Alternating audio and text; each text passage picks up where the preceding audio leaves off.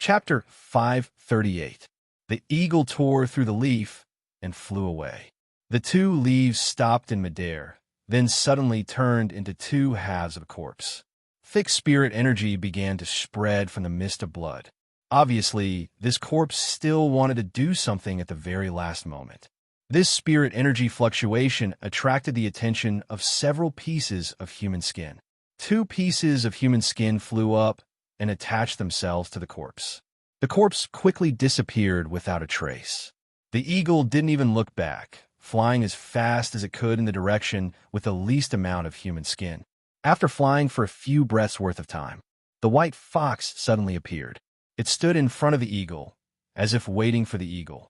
This time, the white fox was holding a stick that was covered with a long black cloth. Countless runes and characters were constantly appearing on the black cloth, exuding an indescribable presence. The white fox swung the stick around. A transparent, glass-like outer shell covered both the white fox and the eagle. With this layer of outer shell, the surrounding human skins all ignored this space. The white fox rested the stick on its shoulder and spoke to the eagle. "You've done very well. Congratulations, you've obtained the right to become the only Rakshasa." The eagle circled around, looking around but didn't reply, only to see that besides the eagle and the white fox, there were no other living beings left in this world. All the cultivators had been devoured by the human skins. All living beings fell down along with the floating island into the realm demon's body. Everything was over. The space in the sky was collapsing even faster. The entire world was shrinking. Roar!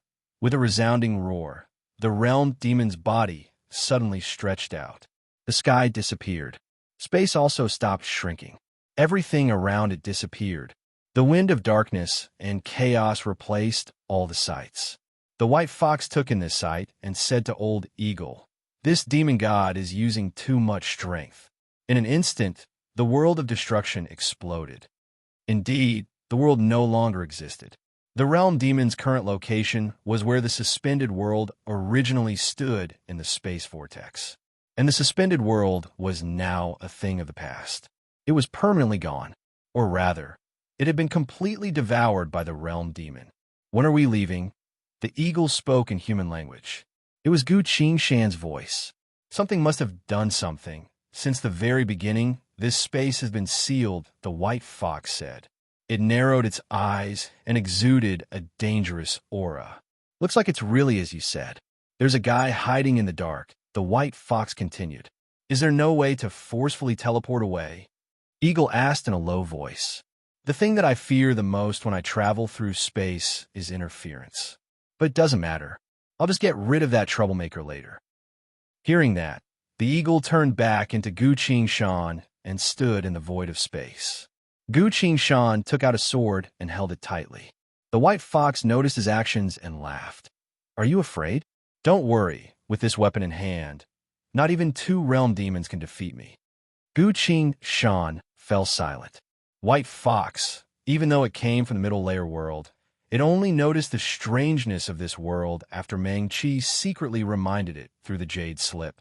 Even though the white fox knew everything, it seemed to have prepared a long rod as a weapon, and wasn't afraid of a true demon lord like the realm demon. Gu Qingshan felt that if it was him, he wouldn't have been so careless when facing an unknown enemy. But after thinking about it, the white fox said that it could deal with two realm demons. Two realm demons? What kind of power is that? It's normal for such a powerful entity to be confident. While Gu Qingshan was thinking, the white fox suddenly looked up. Gu Qingshan immediately looked up at the sky, only to see a gigantic monster appearing from the chaotic space above the realm demon. "It's here," Gu Qingshan silently thought. He carefully observed the gigantic monster. It was a strange entity made from countless pieces of flesh and blood. It descended and approached the two of them. Below them, black shadows began to appear from the realm demon's body. These black shadows rose up and directly drilled into the body of flesh and blood. If one used inner sight to observe, they would notice that these shadows were actually the souls of cultivators. Every black shadow let out a blood-curdling scream, as if they were fully aware of their own fates. Having obtained the souls of these cultivators, the body of flesh and blood began to move. It set off with a long sigh. Good baby, well done. Following its voice, the body of flesh and blood turned into a giant face. It was the face of a beautiful woman. The woman opened her mouth. Her mouth was able to open 180 degrees.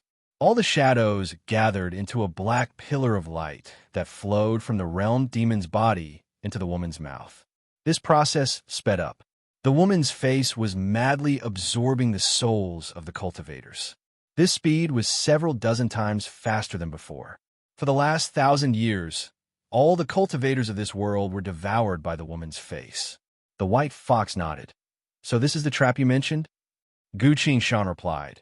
I deduced that such an entity existed, but I'm not sure what it is. This is a type of converted demon lord. I also didn't think I would run into such a powerful guy in a scattered world. The white fox's expression became extremely serious. What's a converted demon lord? Gu Qingshan immediately asked. This was the first time he had heard of an existence above true demon lord. The white fox explained. A converted demon lord can take a demon lord that has taken over an ancient god's body and transform it into another unique life form.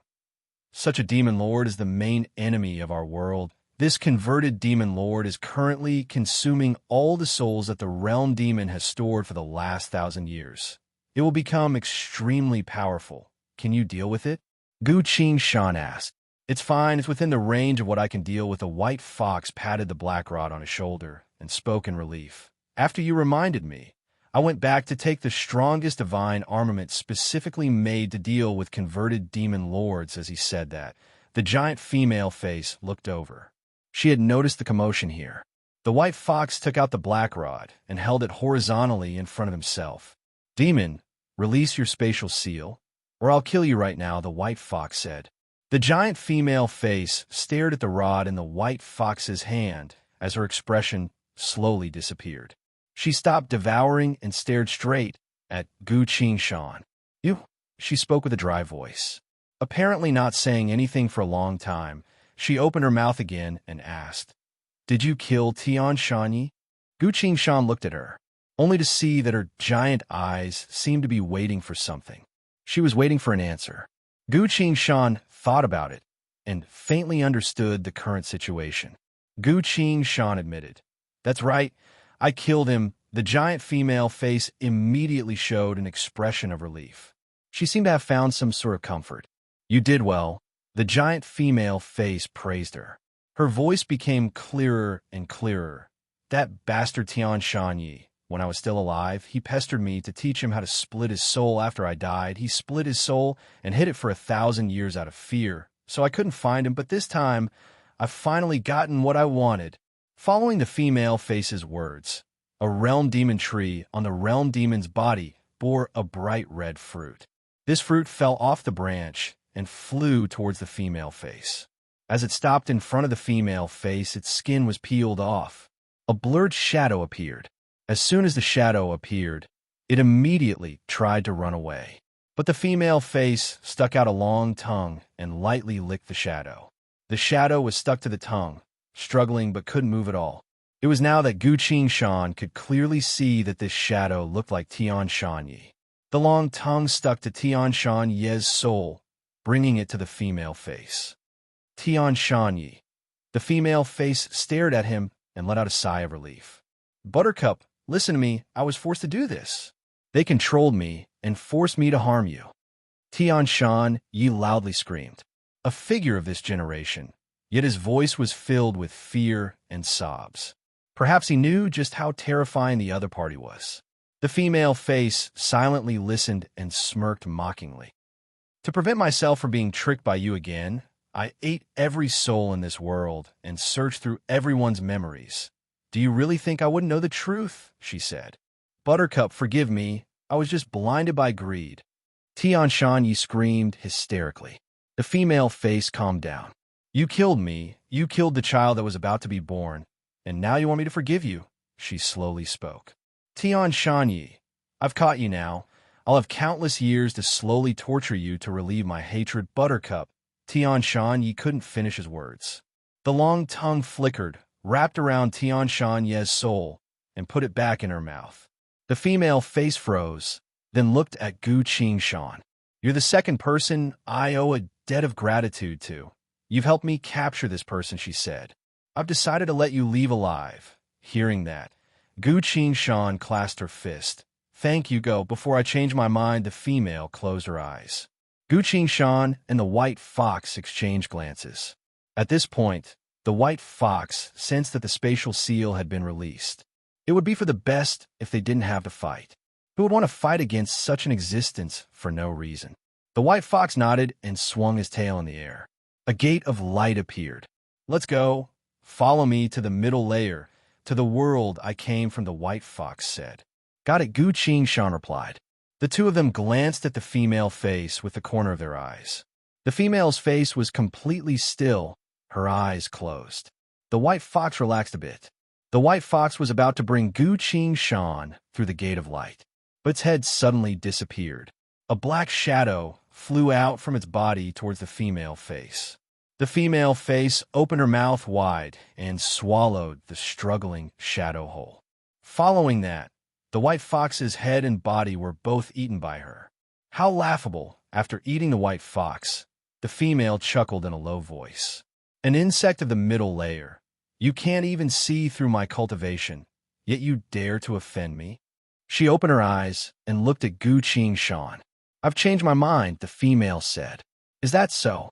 Gu Qingshan reached his hand out and grabbed the earth sword from the void of space. He was prepared for one last struggle. Don't be nervous, the female smiled. With a nostalgic look on her face, she spoke. When I was still human, a combatant once helped me. But even now, my most important wish has been fulfilled, but I still haven't repaid that combatant's kindness. I've become a true demon, unable to return to the human world.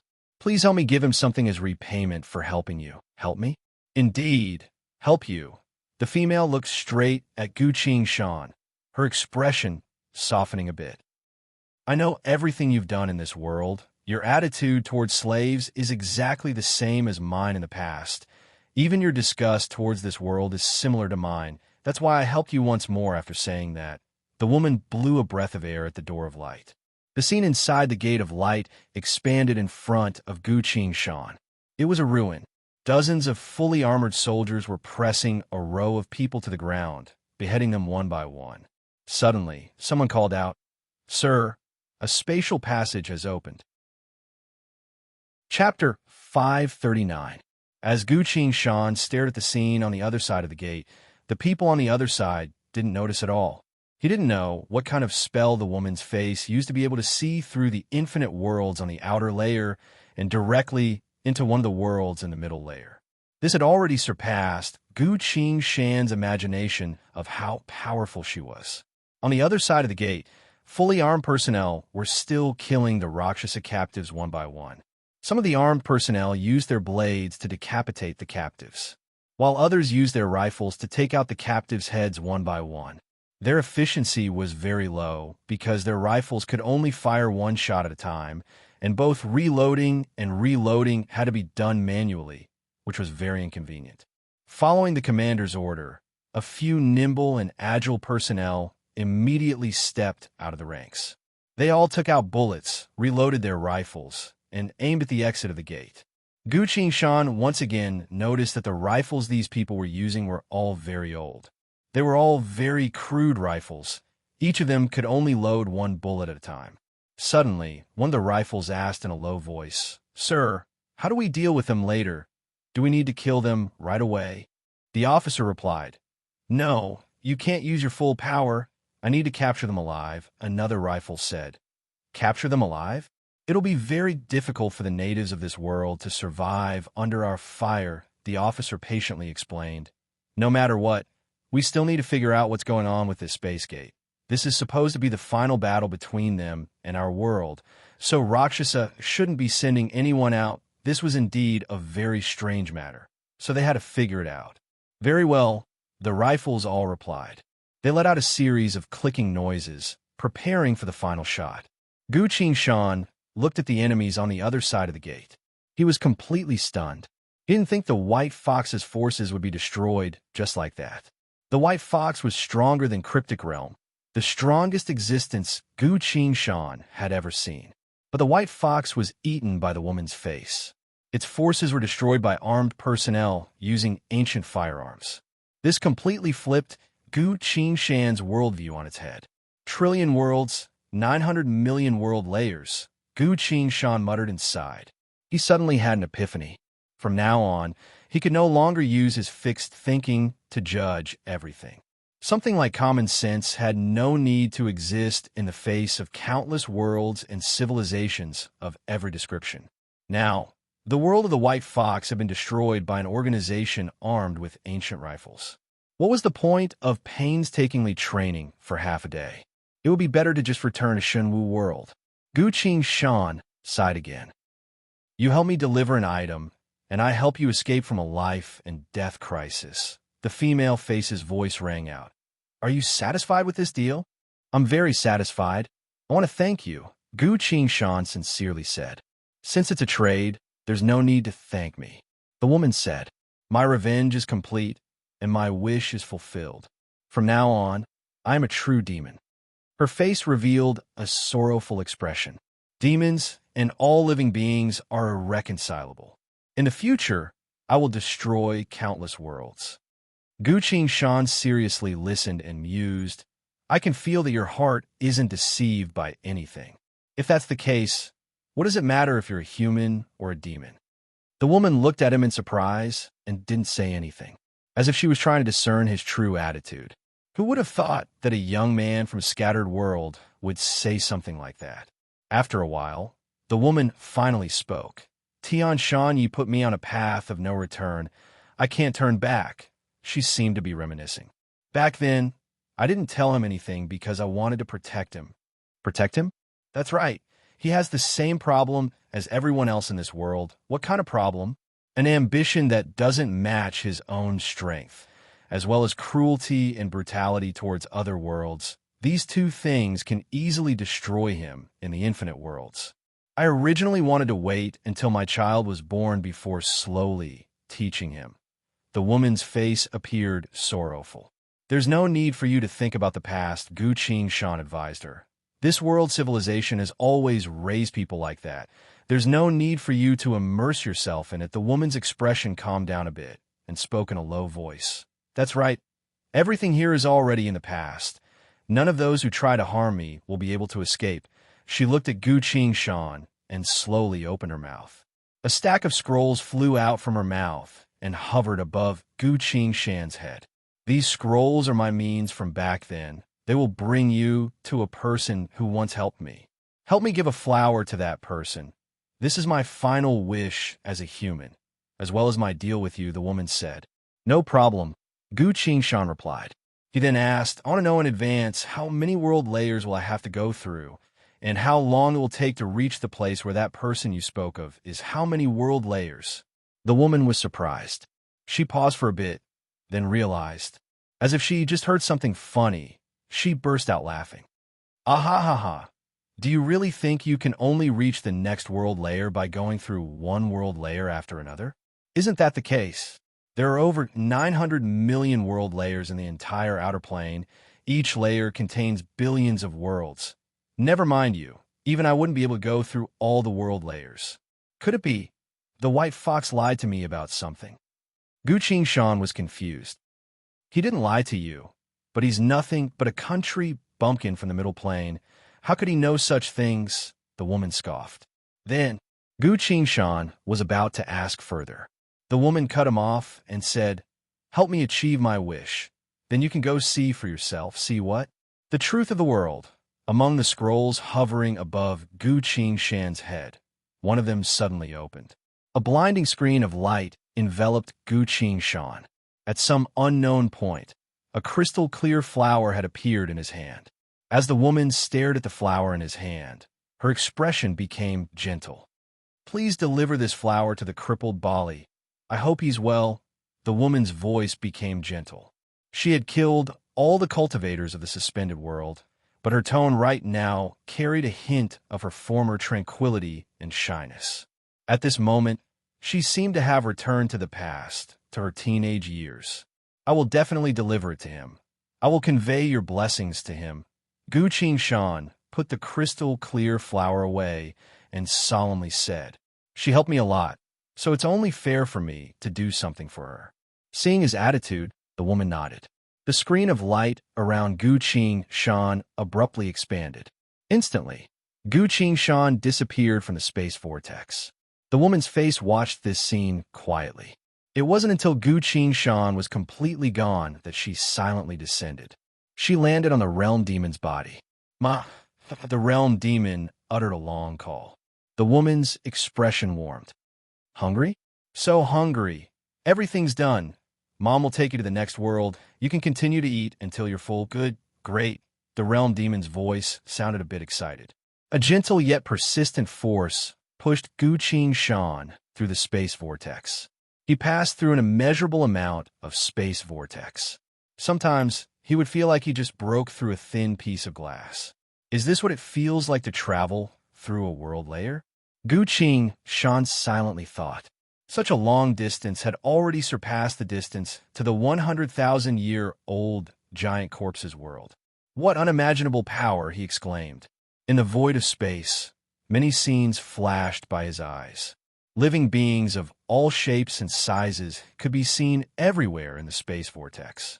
A group of humanoid creatures with glowing bodies held bows and arrows in their hands and kept shooting at the void. There was nothing in that area of nothingness, but screams and screams could be heard. As he flew through this area of nothingness, Gu Shan saw a group of flowers with legs. They circled around a huge head and danced excitedly. From the looks of it, this was some sort of ritual. The scenes flashed by. At a certain point, Gu Shan ran into something soft and bounced away. "Arg!" Suddenly, a shrill female voice cursed. "Damn pervert! Impudent bastard!" The force that carried Gu Shan circled around and quickly left that area. From this point on, Gu Shan's flying speed became faster and faster. Gu Shan couldn't help but shake his head. Billions of worlds, billions of civilizations. Who can say for sure what he just ran into? He continued flying in a certain direction. At a certain point, he even saw the Tiamat Empress who he once worked with to kill an enemy. It was a beautiful black-clothed girl. The girl was surrounded by layers of Tiamat. They sang a beautiful song together as they flew toward a space that was radiating with brilliant light. As the black-clothed girl was singing, she sensed something. She abruptly looked up at the void of space. Her gaze met Gu Shan's. "It's you," the black-clothed girl exclaimed in surprise. Gu Shan didn't have time to greet him. Like a blurred image, he flew through the void of space towards the end of the void. When the black-clothed girl was about to chase after him, he was already far away. So fast. With such speed, I wouldn't be able to catch up even if I used my secret technique. He must have used something special. The black-clothed girl was surprised. "You still owe me a world," she abruptly shouted. Chapter 540. Flying. Continuing to fly. During the long flight, Gu Shan kept an eye on his surroundings. There were too many strange sights, enough to make one's eyes blur. At one point, a burning beast head appeared in front of him. The beast gave off a ferocious presence that Gu Shan hadn't seen before. It stared closely at Gu Shan until they almost ran into each other before reluctantly moving away. Gu Shan was sure that it was about to pounce at him. I really don't know what method the true demon called Buttercup used to make these powerful monsters of the space vortex retreat. The long flight continued.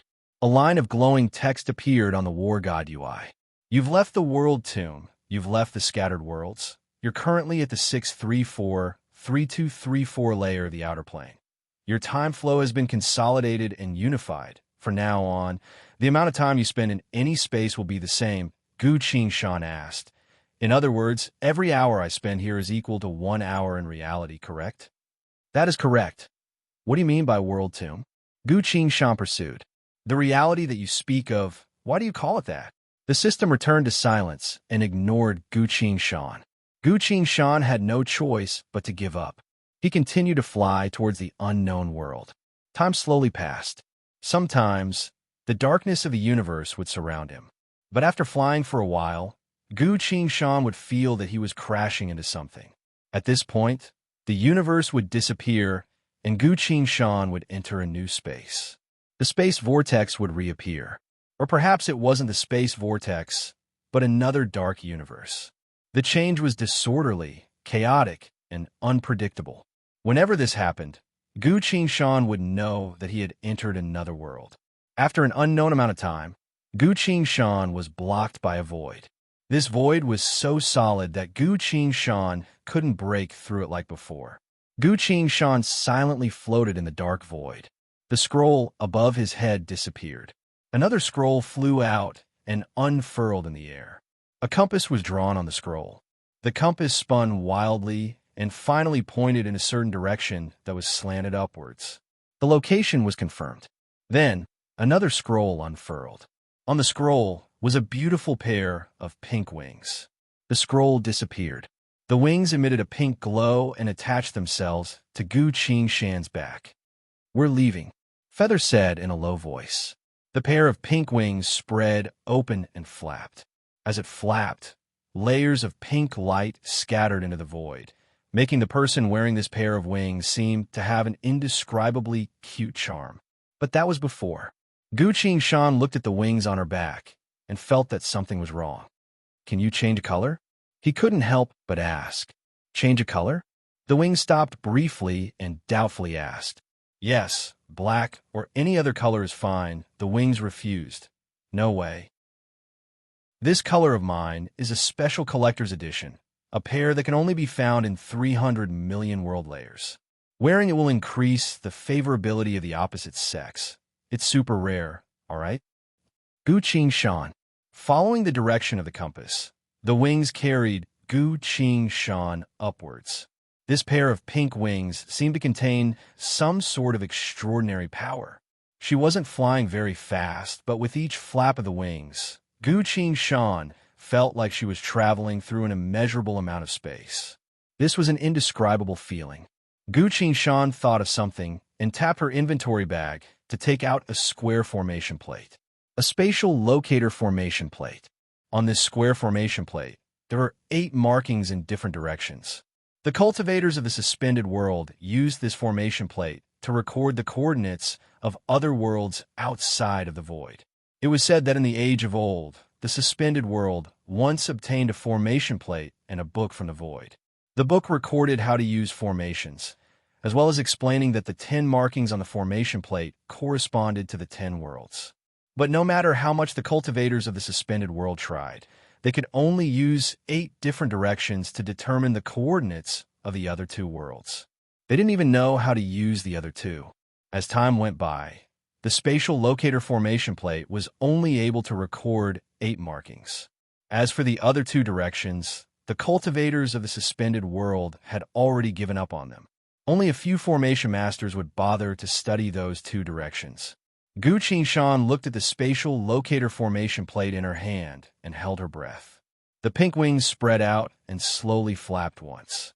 Gu Qingshan's hand moved as fast as lightning, tapping the formation plate again and again. The formation plate gave off a bright light. In just a few moments, a coordinate had been recorded. The pink wings flapped again. As Gu Qingshan moved forward, she recorded a new coordinate. He looked at the formation plate. The formation plate, that usually only had 8 markings, now had 10 markings. 10 worlds, Gu Qingshan muttered in a low voice. The 10 worlds. This was a completely unknown location. This was something Gu Qingshan had never experienced before. He didn't know what was ahead of him, nor did he know what he would encounter next. The pink wings flapped again. Gu Qingshan used the formation plate to record the coordinates again. After a while of flying, Gu Qingshan put these coordinates together and compared them. He found that the difference between these coordinates had far surpassed the distance between Shenwu World and the suspended world. From a vertical perspective, the pink wings were carrying him through an unimaginably long distance. How shocking! Gu Qingshan stared at the formation plate and muttered. With just a pair of wings, he can travel through endless space. What kind of power would be needed to do that? He turned his head to look at the pair of pink wings. The pink wings looked very cute. But when it was on Gu Qingshan's back, it felt a bit strange. His entire aura seemed to have changed. But that wasn't the main point. The main point was that the pink wings were flapping faster and faster. Gu Qingshan was traveling through endless space and time, flying diagonally upwards. At some unknown point, his direction had been adjusted to go straight up. A pink light was emitting from his body, enveloping him as he flew. Splash! At some point, Gu Qingshan felt himself falling into water. The pink wings stopped. Gu Qingshan hovered in the water, calmly observing his surroundings. As far as he could see, all he could see was light blue water. The water was pure and cool. Although Gu Qingshan couldn't breathe, it wasn't a big deal for a sainted realm cultivator like him. The problem was what to do now. While Gu Qingshan was thinking, a new scroll flew out. Poof! As soon as the scroll opened, something appeared in front of him. Before this thing could fly away, Gu Qingshan reached his hand out to grab it. It was a pink swimming ring. Holding the swimming ring, Gu Qingshan frowned helplessly. It was pink again. What a girly type. He now understood why the girl called Buttercup was deceived by Tian Shanyi. Perhaps 1,000 years ago, the girl was longing for a new world and went on a long journey for the first time. Thinking about what happened to Buttercup, Gu Qingshan's expression couldn't help but soften. The pink swimming ring in his hand was no longer as eye-catching. He already knew what he should do. Putting the swimming ring on his waist, Gu Qingshan waited for a while. Nothing happened. Just as he was feeling puzzled, he saw a note fly out from the pink swimming ring. There was something written on it. Gu Qingshan caught the note and seriously read it. To activate this magic device, please loudly chant the activation incantation. Incantation. Activate, activate. As soon as Gu Qingshan read it, the note lightly jumped and flew back to the swimming ring, hiding somewhere unknown. Activate, activate. This incantation is a bit too girly. Looking at the endless flow of water around him, Gu Qingshan couldn't think of anything else. He could only chant, activate, forgetting that he was in water. Gu Qingshan gulped down a mouthful of water as soon as he said that, making his voice muffled. Gu Qingshan quickly spat out the water. Looking at the swimming ring again, it didn't move at all. That can't be right. Gu Qingshan thought for a bit, then used spirit energy to separate the water and muttered, activate, activate. The pink swimming ring moved unwillingly. The note flew out again, hovering in front of Gu Qingshan. A single line was written on it. Did you get dumped? Why are you so quiet? Did you not eat? Chanting an incantation is a crucial time to act cool. Can't you be a bit more passionate? The note waved in front of him and flew back to him. Gu Qingshan froze for a bit. Passionate. Holding the swimming ring with both hands, Gu Qingshan scowled. Thinking back to the first time the note flew out, it said, please loudly chant the incantation to activate. But if that's the case, I can do it. Gu Qingshan circulated the spirit energy in his dantian and shouted, activate, activate. The sound directly blew the water away, scattering it in every direction. The swimming ring started to shake. It gave off a bright light that swept across the entire water. A low voice came from the pink swimming ring. This day has finally come. I've waited for 1,000 years. Now is the time for my revenge. From the sound of it, it seems to be very excited. I've entered a fully awakened state. Brat, are you ready for the challenge? Gu Qingshan hesitantly replied. I accepted the mission, so of course I'm prepared. Very well. Let's begin now. What do you say? The swimming ring asked. Sure, Gu Qingshan shrugged. Chapter 541. In the still water, Gu Qingshan froze. Why should I take it off? He seriously asked. The pink swimming ring was surprised. Of course, if you don't take it off, how are we going to accept the challenge? The deal was supposed to be about giving me something. How did it become about taking it off? And what challenge? This is completely different from what was discussed before. I need to understand the current situation first. Gu Qingshan's mind was quickly turning. For some reason, he suddenly thought of the weapon spirits he's met before. Among the weapon spirits, the ones that were divine armaments were usually the most reliable. Typical examples are Shanu, the wild raging flame armor, the forgetting river soul, flaying hook, the Chow-Yin sword. Although the Earth sword has a sharp tongue, when it's serious, it's still very effective. Other than divine armaments, the other weapon spirits are very easy to let loose. For example, the small white bird and a large number of Huangquan machines. If that's the case, pardon me for asking, but what kind of challenge are we going to face? Gu Qingshan asked. The pink swimming ring sighed deeply. It spoke with a tone full of pressure. It's been 1,000 years since I've competed against the super-dimensional fashion industry. I don't know if my style can still surpass them. While saying so, the pink swimming ring flew up and spun in the air. It turned into a bikini. A pink bikini. It spun around in front of Gu Qingshan, hesitantly asking, I'm a bit worried about whether or not I can keep up with the current fashion trends. Do you think I look good? You look good. Very well. Please wear me. We're going to enter the super-dimensional world's fashion industry again. Wait a minute, Gu Qingshan quickly thought. What's a super-dimensional world? Ah, I forgot, you're a newcomer. The pink bikini suddenly understood. It spoke. There are a total of 900 million world layers in the outer plane, and within each world layer, there are trillions of worlds. You know this common sense, right? Gu Qingshan nodded. The pink bikini asked, how do you think the combatants of the other worlds go to other worlds? Using formation plates or teleportation formations? Gu Qingshan asked. That won't do. The pink bikini explained. You can use a formation plate to travel between two world layers that are right next to each other. But if there are a few more world layers in between, the distance will become very large, and your formation plate won't be able to reach them. Then, should I use the pink wings on my back? That's a dumb idea. But it's also unrealistic to travel through the 900 million world layers. Why? There are countless secrets and unknown dangers hidden within a world layer. No one can guarantee that they will always be safe.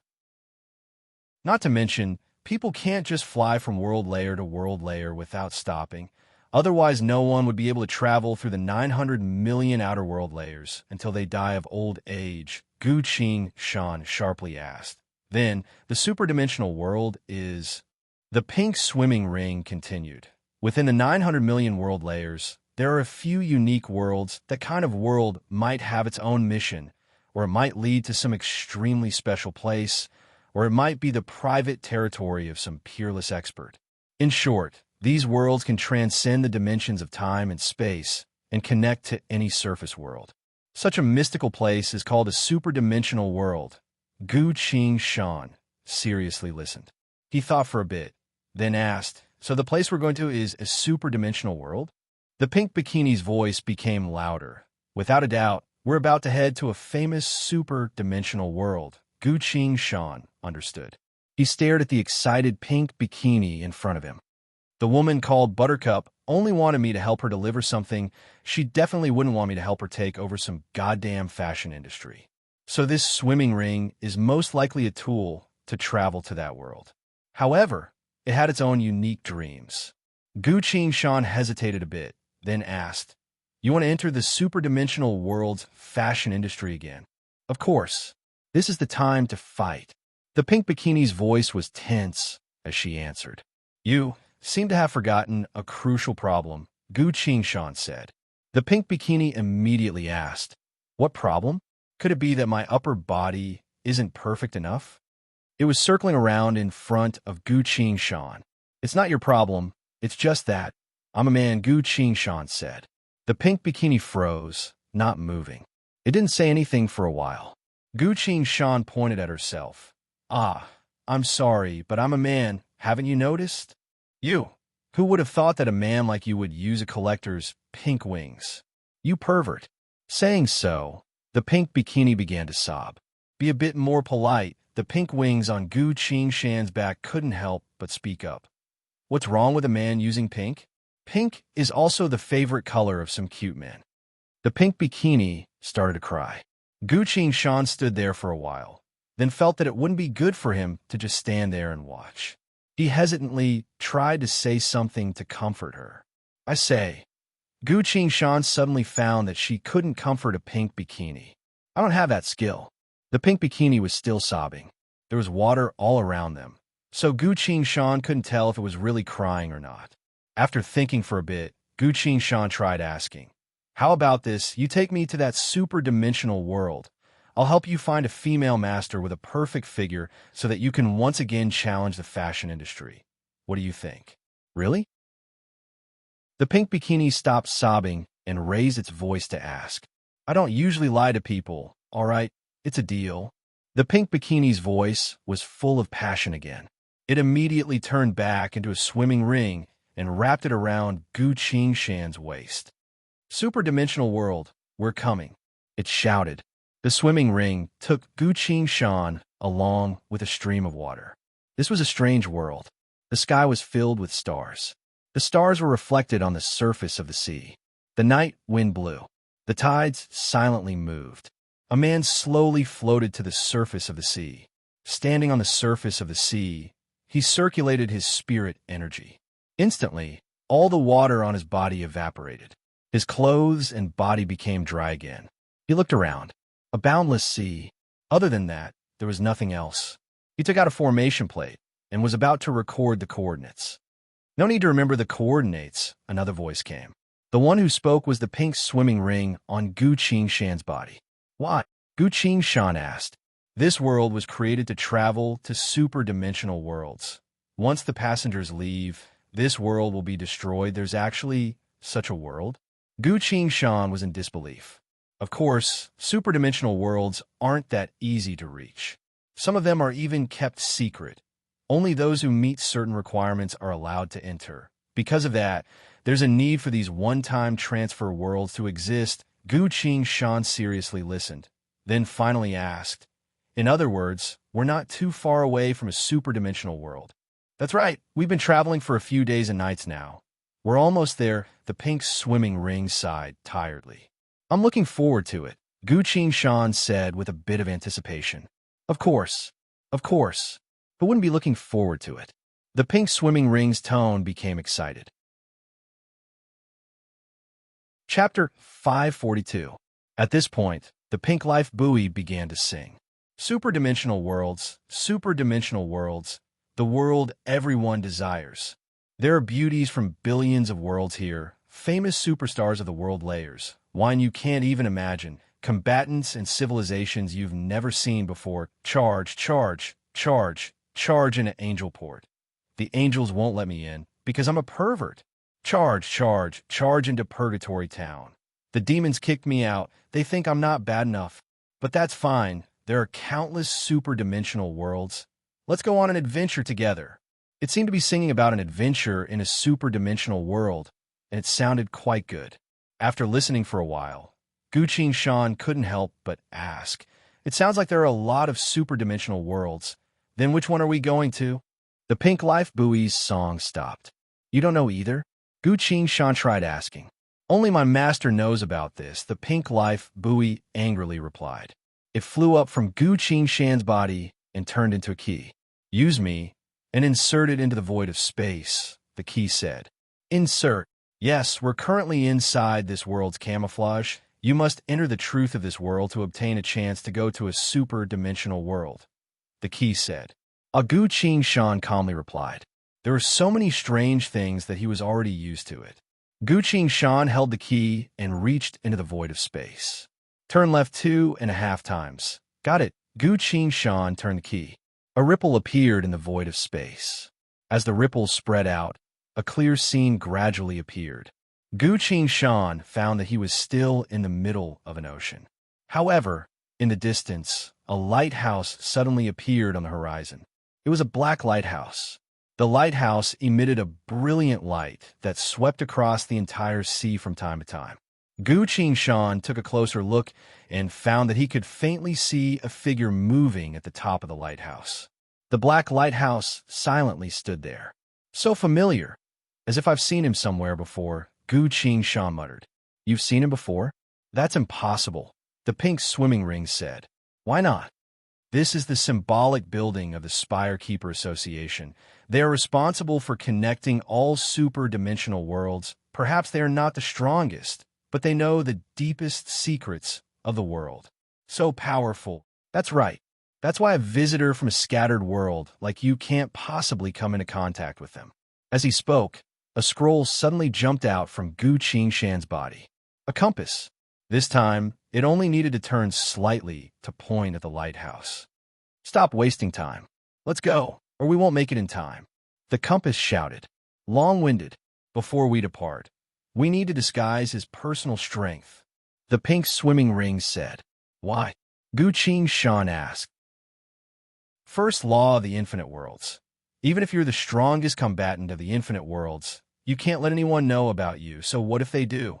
There are hundreds of millions of world layers, countless living beings, countless civilizations and inheritances. There might be something among them that is your natural enemy that can completely counter you. I understand, Gu Qingshan nodded. While they were talking, a new scroll flew out, scattered into lines that circled around Gu Qingshan. The lines disappeared into the void of space.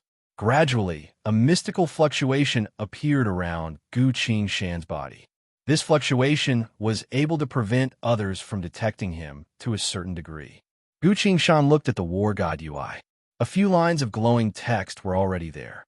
Shield of power concealment, high-tier concealment tool, duration, 3 days. Gu Qingshan then tried to walk towards the lighthouse.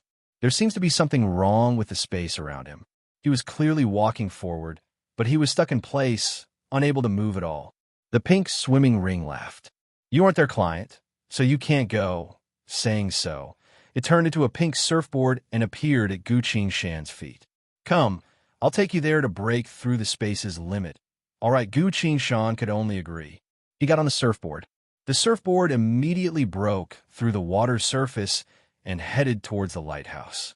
As they got closer, the lighthouse gradually became clearer in their line of sight. Gu Qingshan noticed that there was a small door at the bottom of the lighthouse. The surfboard was very fast. A few moments later, Gu Qingshan arrived in front of the small door. There were already a lot of people waiting here. These people were divided into several groups.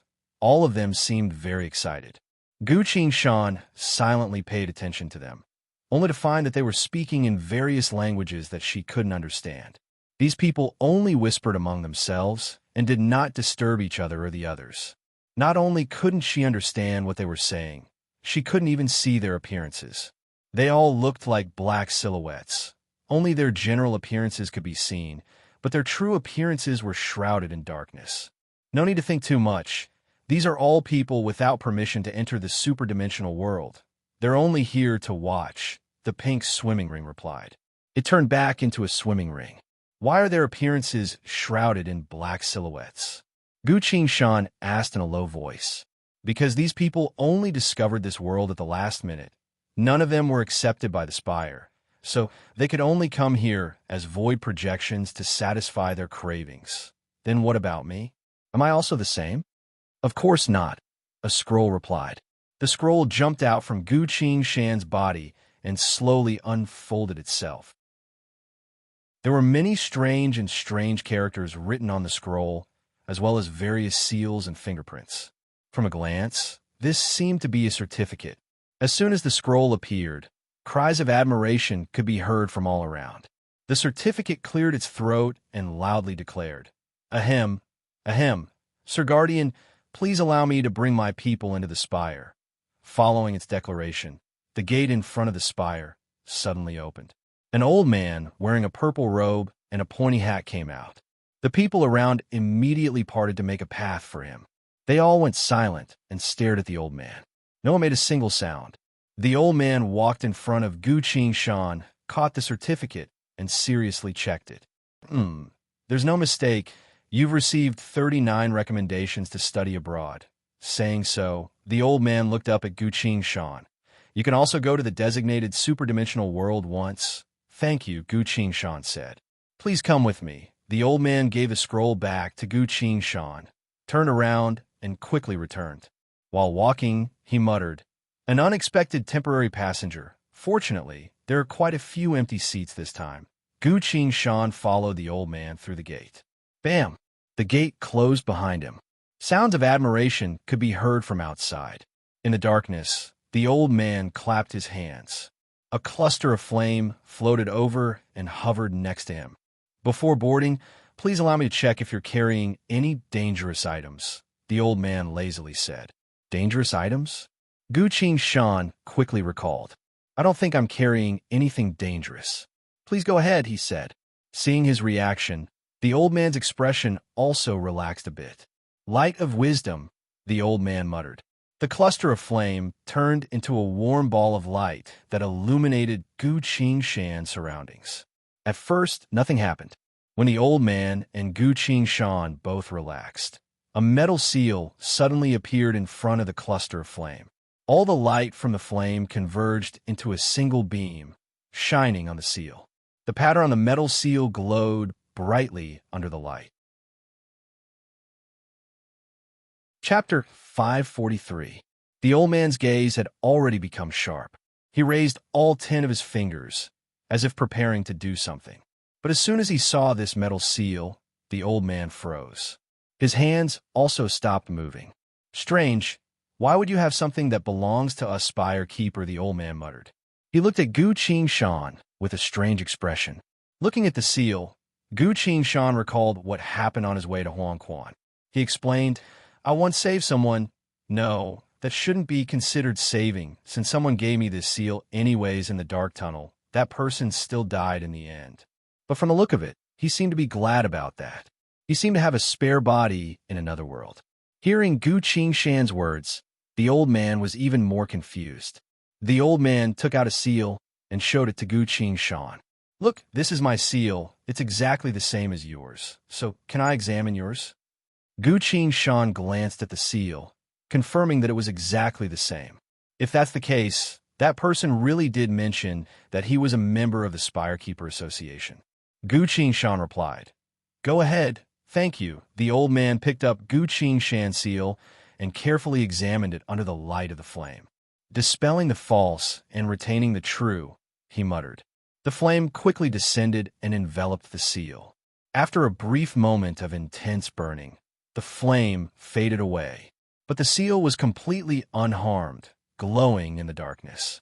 This is the real deal. Saying so, the old man's tone became serious. Since he was able to obtain this seal, he's the keeper's benefactor, so I can't use rude methods to examine him. With that in mind, the old man gracefully bowed and asked, Pardon me for asking, but what exactly happened? If you're willing to tell me where this seal came from, I'll repay you at this point. A young man ran down the stairs of the spire. Teacher, all the guests have arrived. It's time to set sail, the young man hurriedly reported. You go up first. Let them wait, the old man said simply. The young man looked at the old man, then looked at Gu Shan, then turned around and left helplessly. Gu Shan took this opportunity to think back. Back then, he was trying to save someone. Coupled with the old man's current attitude, it didn't seem like it was a big deal to tell him what happened back then.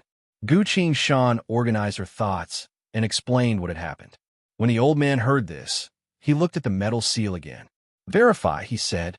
The metal seal immediately emitted a soft light that enveloped Gu Shan. The old man nodded with a smile on his face. He returned the seal to Gu Shan. So, it's the benefactor of our association. As the old man spoke, he stretched out his hand and pulled forcefully in the void. A miniature bookshelf appeared out of thin air. However, there were only 3 books on the shelf. Their covers were red, yellow, and blue. The samsara world itself is a unique existence, and the dark tunnel is one of the most deserving places to explore.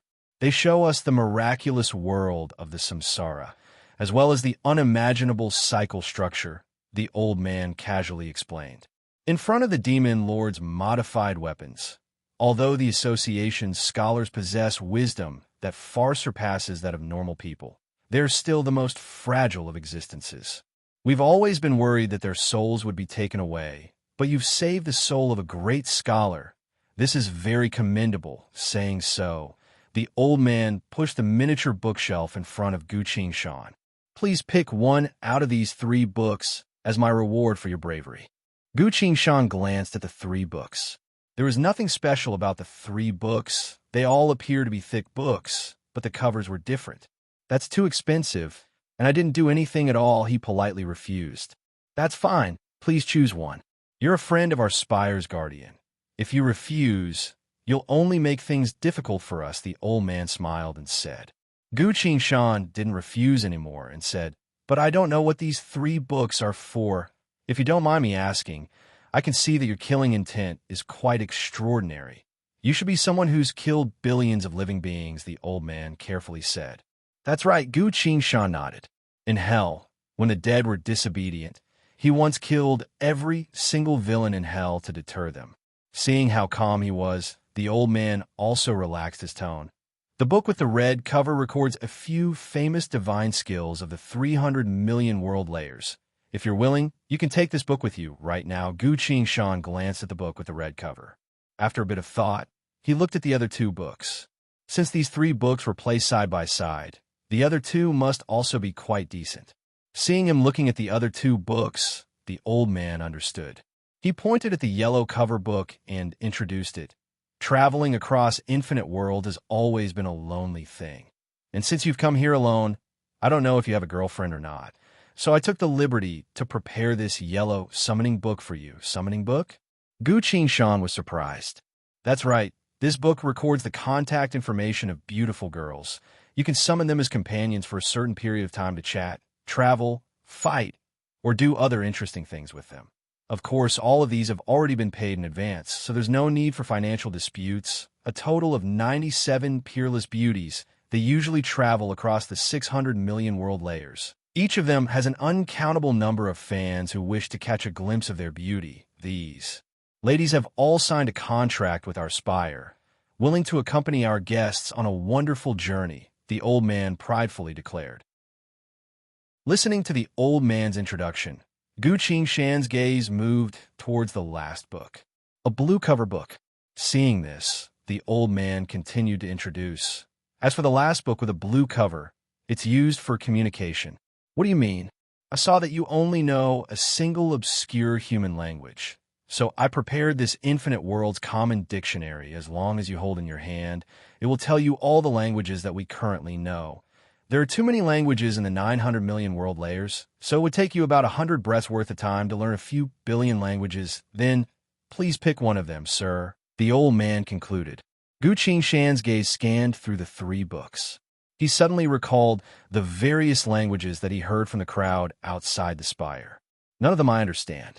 With that in mind, Gu Shan took out the blue cover book without hesitation. Thank you for your kindness, sir. I'll accept this book. Gu Shan politely expressed his gratitude. As he held the book in his hand, a series of whispers came out from it. After listening for a bit, Gu Shan felt that he naturally understood a few dozen languages. How miraculous, Gu Shan muttered. The old man's expression changed a bit, but a hint of praise appeared in his eyes. Why didn't you choose the other 2? He asked. Communication between living beings is the hardest thing to do. Many times, as long as we can understand each other, many things will become simple, Gu Shan replied. The old man nodded again and again, saying, that is indeed the case. This blue cover book was a great invention that our Spire scholars spent all of their efforts to create. This infinite world's common dictionary is an extremely precious item in the outside world, enough to buy an entire world layer without a problem. Of course, this book can only be used by a single person. Gu Shan was shocked and couldn't help but ask, it's that expensive? A world layer. There are trillions of worlds in a single world layer. The old man pridefully replied, just as you said, many peerless combatants would only realize the importance of language after they left their own world. They can't even communicate with others. That's the most painful thing. There are language books for sale in every world layer, even superdimensional worlds. But the one that knows the most languages is definitely this blue cover book of our Spire Keeper Association, Gu Shan added. And the most expensive, the old man laughed. You get what you pay for, that's only natural. Gu Shan also smiled. He was actually thinking about something else. The Spire Keeper Association was able to collect so many languages from trillions of world layers. Just how much power does that require? Compared to that, we're those so-called peerless combatants.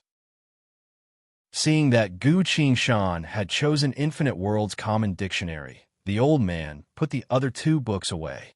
He led Gu Shan up the steep stairs all the way to the top of the spire. From here, one could see the entire sky and the ocean. 3 passengers were already waiting here. Seeing the new passengers, the 3 of them couldn't help but look over. "Teacher, it's already past time." The young man came out from the side. "It's fine, destroy the world now." Yes, the young man took out a hand grenade. He pulled out the pin on the grenade, raised his hand, and threw it into the vast sea. The young man glanced at his pocket watch. "The world will be destroyed in 100 breaths worth of time," he reported. "Very well, we'll start the ship now. You go get ready," the old man said. Yes, the young man accepted his order and left. Chapter 544. I need to get back to work. Esteemed guest, please wait here for a moment. The ship will be here soon, the old man smiled and said. Go ahead, Gu Qingshan clasped his fist. The old man nodded and quickly disappeared.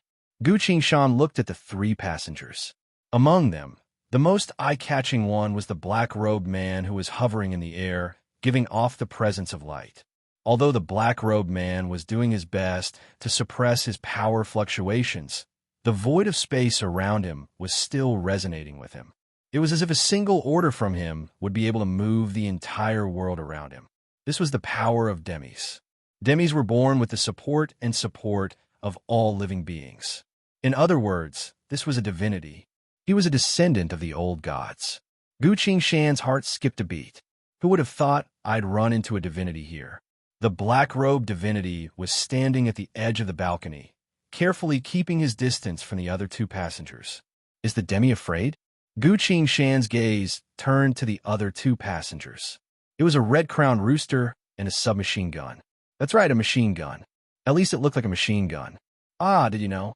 Last time, I was so excited that I danced around in our world layer that I ended up attracting 3 space monsters. The red-crowned rooster's spit was flying everywhere as he excitedly spoke. Gu Qingshan stood on one side and listened.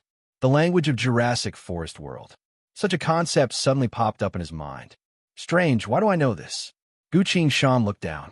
The Infinite World's Language Proficiency Handbook was still whispering in his hand. It was now that Gu Qingshan understood. The red-crowned rooster was speaking in a different language. If it was him from before, he wouldn't even know what it was saying. Seems like the blue book is working. 100 breaths to understand the language of the infinite worlds. What kind of method is this? Only he, the owner of this blue book, can hear its voice. It will help Gu Qingshan learn the languages of all civilizations. Gu Qingshan held the book tightly, continuing to learn new languages while listening to the conversation between the rooster and the machine gun. Let me tell you, octopus space monsters are actually very, very delicious, but not many chefs know how to make them. Is that so? How unfortunate. I haven't eaten those space monsters yet. The machine gun sounded a bit disappointed. Why? Space monsters should be easy to catch, the big rooster doubtfully said. As long as I make a move, no matter what it is, it will be completely destroyed. It won't be able to eat it all. The assault rifle sighed. What you usually to eat? Grow something to eat? Or go to a bar, restaurant, or club to eat and drink, the submachine gun said. Grow some food, or go, the big rooster said. He looked around and glanced at the machine gun. You to God, he said. It lowered its voice and said, By the way, have you ever eaten a god? The submachine gun said regretfully, It's the same for deities. They'll turn into ashes with just a touch from me. Sigh, I really don't have the fortune to eat them. I only used a 10,000th of my power, but I still couldn't make the enemy leave a corpse. How pitiful of you, the big rooster said sympathetically. How pitiful, the big rooster said sympathetically. While talking, they both looked at the demi at the same time.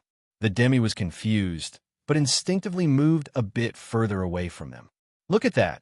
A country bumpkin who hasn't even passed the language test. He doesn't even know what we're talking about, the big rooster scoffed.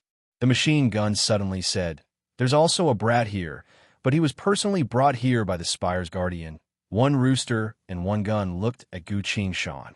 Gu Qingshan smiled and greeted them. Nice to meet you too. The big rooster and the machine gun were surprised.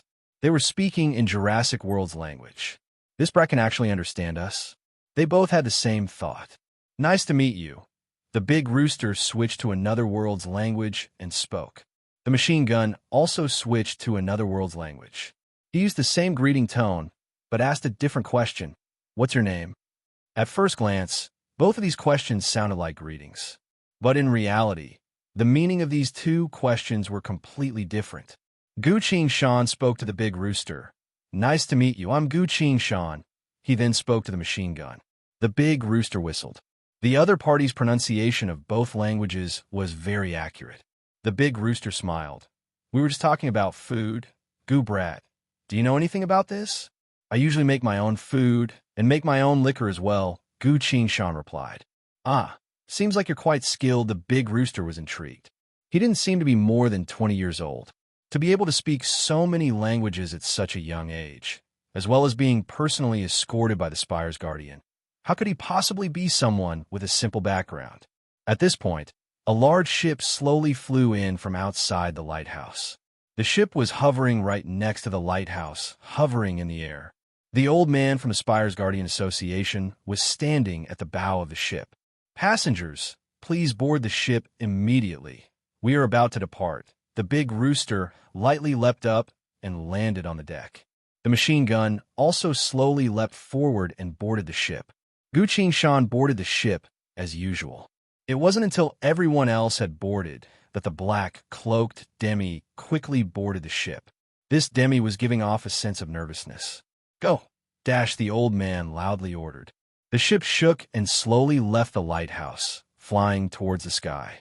Gu Shan stood at the edge of the deck, looking down at the ocean. The entire ocean was trembling intensely. At some unknown point, the lighthouse had already disappeared. The black shadows that surrounded the lighthouse had also disappeared. Boom! The world began to collapse. This was a very familiar scene, as Gu Shan had just experienced it. He sighed. The four passengers stared at the collapsing world without saying a word. A few moments later, the ship flew into the space vortex, leaving that world behind. The big rooster and the machine gun didn't care about this at all. They seemed to have gotten used to this kind of journey. The machine gun pulled the big rooster to ask what an octopus-shaped space monster smelled like. The big rooster slowly described the monster's smell.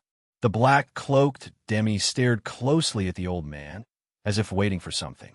Sure enough, the old man turned around and faced the four passengers. Everyone, we have set out. Please pay the fare. He spoke gently and politely.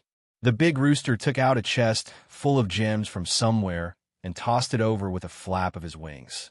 As the old man caught the chest, he didn't open it, only weighed it in his hand a bit before putting it away. Thank you for your patronage, the old man said. The machine gun began to shake intensely on the spot. Ah! It let out a cry of ecstasy. Clink clank. A bullet with a metallic luster fell on the deck. Is it enough? The machine gun breathlessly asked. The old man waved his hand and caught the bullet in his hand, carefully observing it. A few moments later, the old man looked up and respectfully spoke. This is top-notch. There's still enough left to pay for this trip. Please wait a moment. I'll give you the change, the machine gun generously replied. No need. Please help me prepare a barrel of tower liquor in my room. The rest will be your tip. Very well. Thank you for your generosity, the old man smiled. Following that, the black-cloaked Demi also took out a luxurious small bag and gave it to him. The old man received the bag and lightly shook it. A few clanking noises came from inside the bag. The old man scowled. That's not enough, the black-cloaked Demi gasped. He paused, as if hesitating about what to do. The old man's expression became even worse. Please wait a moment. Saying so, the black-cloaked Demi searched his body for a while before taking out a small, intricate bag. He sighed and reluctantly handed over the bag. The old man received the bag and casually shook it. His frown slowly loosened as he spoke. Just enough. Thank you for your patronage. Hearing that, the black-cloaked Demi sighed in relief, as if he was granted amnesty. Chapter 545. The three passengers had already paid the fare, so it was now Gu Shan's turn. A scroll flew out from Gu Shan's body, hovered in the air, and turned into a heavy bag of money. This was the fare that Buttercup had already prepared. The bag of money spun in the air and flew back to the old man. The old man flicked the bag of money with his finger. The The bag of money was sent flying back. Guqing Shan caught the bag of money and asked in confusion, "Why?" The old man shook his head. "You are a friend of our spire's guardian, so the fare for this trip is free." The other three passengers looked at Guqing Shan in surprise. "I can't believe it.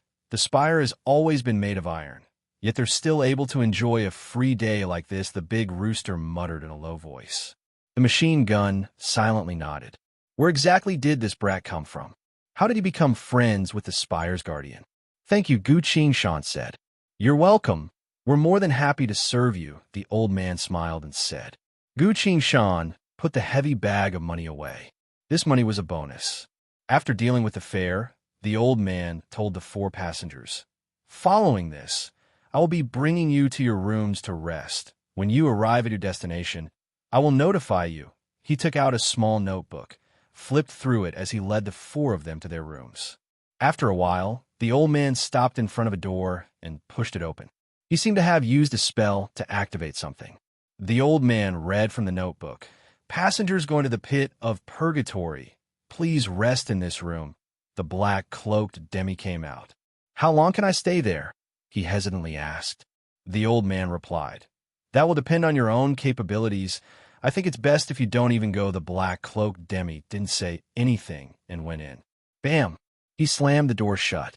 "An uneducated divinity," the big rooster complained. "The purgatory pit. Looks like this guy wants that thing. Does the tower not care about it?" The submachine gun asked. "If we have to worry about ants of this level, we will overwork ourselves to death," the old man said calmly. Rooster laughed. The old man continued to lead the remaining three passengers forward. They came to another door. "Passengers heading for the White Elephant Mountain Range, please rest in this room." The old man read from the little book. He reached out and pressed the door again. "White Elephant Mountain Range. It's a wonderful resort. Buddy, you really know how to enjoy life." The rooster exclaimed exaggeratedly. The submachine gun stood up and said, I've been too tired recently. My shoulders and neck are having problems. I need to go relax. I'm guessing there are a lot of beautiful ladies there, aren't there?" The big rooster said. "If I were 200 million years younger, I might still be interested in ladies, but now I just want to relax," the submachine gun said. "How many days?" "They gave me a 6-day tourist permit," the submachine gun said. 6 days. What a long holiday. You have my contact. We'll meet again," the big rooster sincerely said. "See you later." The submachine gun jumped into the room. The door slowly closed. The old man continued to lead the remaining two passengers forward. While walking, the big rooster suddenly told Guqing Shan, "Brat, I'm telling you, that gun is a sanctimonious pervert, huh?" "Why do you say that?" Guqing Shan asked. "White Elephant Mountain Range." The big rooster coldly laughed. At this point, the old man turned around. He looked at the big rooster with a knowing smile. "That's right, White Elephant Mountain Range," the old man followed. Seeing the ambiguous expressions of the man and the chicken, Guqing Shan roughly understood what they were trying to say. The three of them came to the next door. "The next passenger, your destination is a bull. Please enter and rest for a bit. I will call you when you arrive," the old man said. He pressed on the door again. The door opened. "Very well. I'll be troubling you." The big rooster raised its head high and proudly walked into the room. As if remembering something, he turned to ask Guqing Shan, "Brat, what do you think of a bull?" Seeing its prideful expression, Guqing Shan praised, "I think you're different from the other two passengers. Your taste is much more elegant and admirable." Listening to her, the big rooster slowly smiled in satisfaction. "That's right, a bull. I'll be staying there for half a month. I've already received permission to stay there. Congratulations. That kind of place is worthy of you," Guqing Shan commented. "You're absolutely right." The big rooster appeared very happy. "That's a vacation spot that only a rooster with true taste would go to. White Elephant Mountain Range. Tiske, tiske, tiske." The big rooster flapped his wings and threw a small piece of paper to Guqing Shan. "I like sweet talkers like you, noble little smarties. This is the contact information of a friend of mine's daughter. Consider it my personal gift to you. I hope you can become good friends with her." "Very well, I'm going to rest now. Have a good trip." "Have a good trip as well." The big rooster tilted his head and gracefully bowed. He lightly closed the door. The old man brought Gu Shan to the last door. "Let me see the super-dimensional world you're going to." He flipped through the small book in his hand. Then his expression became strange. It's that stupid club." The old man looked at the book, then at Gu Shan. "You'll be staying there for an hour," he said. Gu Shan's eyebrows twitched. "I'll be staying in a super-dimensional world for such a short amount of time?" On second thought, Little Butterfly had only asked him to help deliver an item and pass on a message, which means 1 hour is more than enough. While Gu Shan was thinking that, the War God UI suddenly changed. A streak of light flashed across the War God UI, turning into lines of blood-red text in the middle. "Break the shackles of fate. Change history that has already been decided. User Gu Shan has entered the Destiny Quest." Quest description: for any living being, it is extremely rare for them to have a chance to touch a super-dimensional world.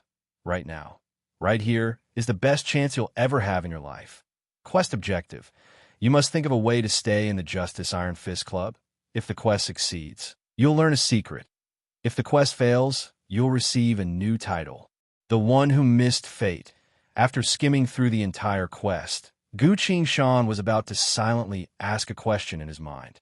But 2 lines of text appeared on the War God UI. Description: please do not ask about the secret beforehand. Description: please do not ask about the new titles function beforehand. I can only tell you that you definitely don't want to receive this title. Gu Shan could only give up on asking. He looked at the old man. The old man was still standing there. The old man seemed to have remembered something as his eyes showed a bit of a smile. "You seem to have remembered something interesting?" Gu Shan asked. I'm sorry. I just remembered something about the lame Bali." The old man apologized. He quickly pressed a button on the door. The door opened. Gu Shan didn't go in right away. Buttercup asked Gu Shan to deliver something to the lame Bali to thank him for his kindness all those years ago. Gu Shan also received a Destiny quest, so she had to think of a way to stay there. "Pardon me for asking, but can you share that interesting thing with me?" Gu Shan hesitantly asked. It would be great if she could take this chance to understand this lame Bali guy a bit. "Why can't I?" the old man replied. He appeared nostalgic and said, "The lame Bali, while saving a certain world, he found out that he forgot to bring his weapon. He could forget that?" Gu Shan was surprised. He claimed that he forgot to bring it. The old man spoke mysteriously, but the truth of the matter is questionable. "How could such a thing be hidden from our spire? Can you tell me the truth?" The old man lowered his voice. Before the battle, Bali was at a certain concert. He was too immersed in the atmosphere at the time and got too excited, so he threw his weapon on the stage. After that, Bali went to save a world. Right at the moment when the war was about to erupt, facing countless demons and monsters, he found that his weapon was missing. Chapter 546. Gu Shan didn't expect the crippled Bali to be such a person. Such a person probably doesn't even know what he's going to do. It's even harder for others to guess what he's going to do. Gu Shan felt a bit troubled. "Thank you for sharing it," he told the old man. "It's nothing, just a bit of gossip." The old man smiled. "Then I'll rest now." I'll call you when we get there." "Very well. Thank you." The 2 of them said their goodbyes. Gu Shan entered his room and closed the door. Too many things have happened recently, all of which were unexpected, so he needed a quiet environment to slowly sort them out. He glanced around. There was nothing in the entire room. In this enclosed space, never mind a single lamp, there wasn't even the most basic of furniture. This was an empty room. Gu Shan was stunned. An organization like the Spire Keeper Association shouldn't be able to provide such a simple place to stay. While he was thinking, a candle was lit in the darkness. The candle hovered in the air, hovering in front of Gu Shan. A gentle female voice resounded in the room. "Welcome, esteemed guest. Your race is human. Currently using the law of origin recollection to extract the most relaxing environment for you." The voice disappeared. 1 breath, 2 breaths, 3 breaths. The female voice came again. "Discovered the most relaxing environment for you are as follows. First, Rainbow Bar. Second, first room on the 2nd floor of the Federation's mountaintop mansion. First room on the east. Third, by Hua Sex Orchid Hall. 4th, Free Federation Slums, 5th Streets Relief Building, 22nd floor, room 2203. Please select the environment of your choice to ensure a comfortable journey. Gu Qingshan stood still and thought for a while. 5th Street, he tried saying. Very well. The environment has been determined. Your journey and facilities will be provided by the Spire Keeper Association. I wish you a pleasant journey. The female voice went silent. The candle also went out. The room returned to darkness. But something seemed to have changed. Gu Qingshan released her inner sight again to observe the entire room. It was a narrow, rectangular room. There was no living room, bedroom, or kitchen in the room.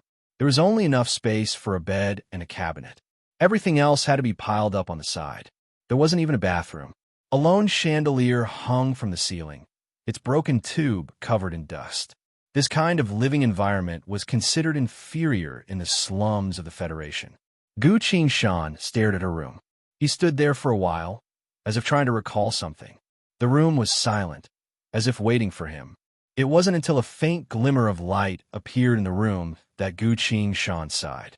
He went to the window and looked out. The surroundings were filled with dark skyscrapers, and there were only sporadic lights on the upper floors. This was a slum.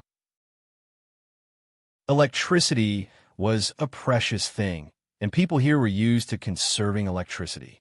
He cast his gaze into the distance. In the distance, the capital's business district and administrative district were brightly lit. Gu Qingshan was stunned for a moment. A few memories from a long time ago appeared in his mind. The scenes of his childhood and youth surfaced in his mind. Growing up alone. This word, in the mouth of some people, is nothing but a way to show off their personality and appearance. But for Gu Qingshan, this word represented the true sense of loneliness and bitterness. He was an orphan. He had to rely on himself for everything. Gu Qingshan turned around and walked to the end of the bed. With a casual touch, a bottle of low-quality liquor appeared in his hand. Sure enough, he was in a familiar place. This was the lowest quality distilled liquor, only 5 credits per bottle, a favorite of the slums. The glass bottle was filled with transparent liquor. The wrapping paper on the outside of the bottle had been rubbed a little, and the words on it had become blurred. He had kept this bottle for over half a year, preparing to open it on his birthday. Even such a small detail perfectly matched his memory. The Spire Keeper Association's power is truly magical. No wonder that Demi was so worried about the lack of money for the ship. Gu Qingshan opened the bottle without hesitation. He raised the bottle and gulped it down. Strong, bitter. A sense of uneasiness rose in his chest and lingered there. Although it was low-quality liquor, it was filled with memories from a long time ago, giving Gu Qingshan a feeling he hadn't felt for a long time. Recalling the past, Gu Qingshan couldn't help but shake his head. Taking one sip after another, he drank more than half of the bottle. Out of curiosity, Gu Qingshan walked to the side of the bed and lifted up the cover. Charcoal, a long barbecue box, strands of wire used to skewer meat, as well as various seasonings were neatly stacked. This was what Gu Qingshan used to earn his school fees. He was quite talented in cooking and mixing drinks. In other words, he had outstanding intuition when it came to the creation of taste buds. He was 1 in 100. When he was a teenager, the Freedom Federation's gourmet compilation once recorded his recipe for roasting beef ribs. This was the Federation's highest-ranking gourmet evaluation system. For this, Impartial Goddess rewarded him with 2 merit. At the time, Gu Qingshan was only 15 years old. At this age, people of the same age were still daydreaming. But Gu Qingshan was already able to set up a black market stall and become an independent chef in the food industry. If he wasn't so obsessed with mechs and dreaming of going to university, he would have already become a top-tier chef. Gu Qingshan lit up the charcoal and began to prepare the barbecue utensils. He then tapped his inventory bag to take out some meat, fruits, and vegetables, carefully processed them before skewering them on the wire. A few minutes later, Gu Family Barbecue Stall opened for business again. The endless stream of customers from before had all disappeared. This time, both the owner and the customer were alone. Wait! A beautiful figure appeared from the void of space and silently landed next to Gu Shan. Shanu, isn't Gongzi a sword cultivator? You even know how to cook? Shanu noticed Gu Shan's movements and asked in surprise. Swordsmanship is the way to kill enemies. Cooking is the way to make a living, Gu Shan replied. Just like before, he carefully brushed the sauce, added the spices, and kept track of the time to turn the skewers. These ingredients came from the cultivation world that was rich in resources, so they contained spirit essence. And after being carefully processed by Qin Shaolu, they were already top-notch delicacies. After Gu Shan's cooking, the first skewer of meat was already giving off an enticing aroma. Gu Shan picked it up and gave it to Shanu. Have a taste of my skills. Shanu's figure turned from illusory to solid. She had turned from a sword spirit into a human girl. After experiencing the all beings equal several times, Shanu had fully grasped the mystery of turning into a human. She took the skewer of barbecued meat, put it in front of her nose, and sniffed it before eating. How fragrant, Shanu sighed emotionally. While eating, Shanu curiously looked around the room. Gongzi, is this where you used to live? Yes, very simple, Shanu commented. When I lived here, there were times when I couldn't even eat, so there were times when Gongzi was in such a sorry state. Shanu smiled and asked. At this point, Gu Shan had finished cooking another skewer of kidney. He began to taste it. Fragrant. The same taste. Gu Shan slowly smiled. He picked up the bottle of distilled liquor and took a sip. Liquor and barbecue were an eternal match. After that, Gu Shan forgot about everything else and immersed himself in cooking skewers. Finally, he washed his hands, made some soup, and shared it with Shanu. The soup is also very good. While drinking, Shanu glanced at Gu Shan. Gu Shan was confused. What's the matter? If one day you don't have to fight anymore, will Gongzi open a restaurant? Why not? Gu Shan smiled and asked. If the apocalypse is over, you won't have to fight anymore. You're wrong. Where am I wrong? I've always been thinking of ways to become stronger.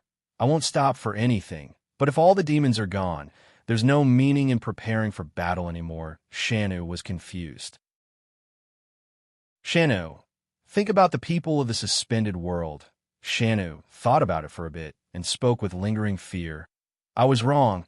It turns out the human heart is even scarier than the demons. Her beautiful face was shrouded in a layer of worry. Gu Shan glanced at her and smiled.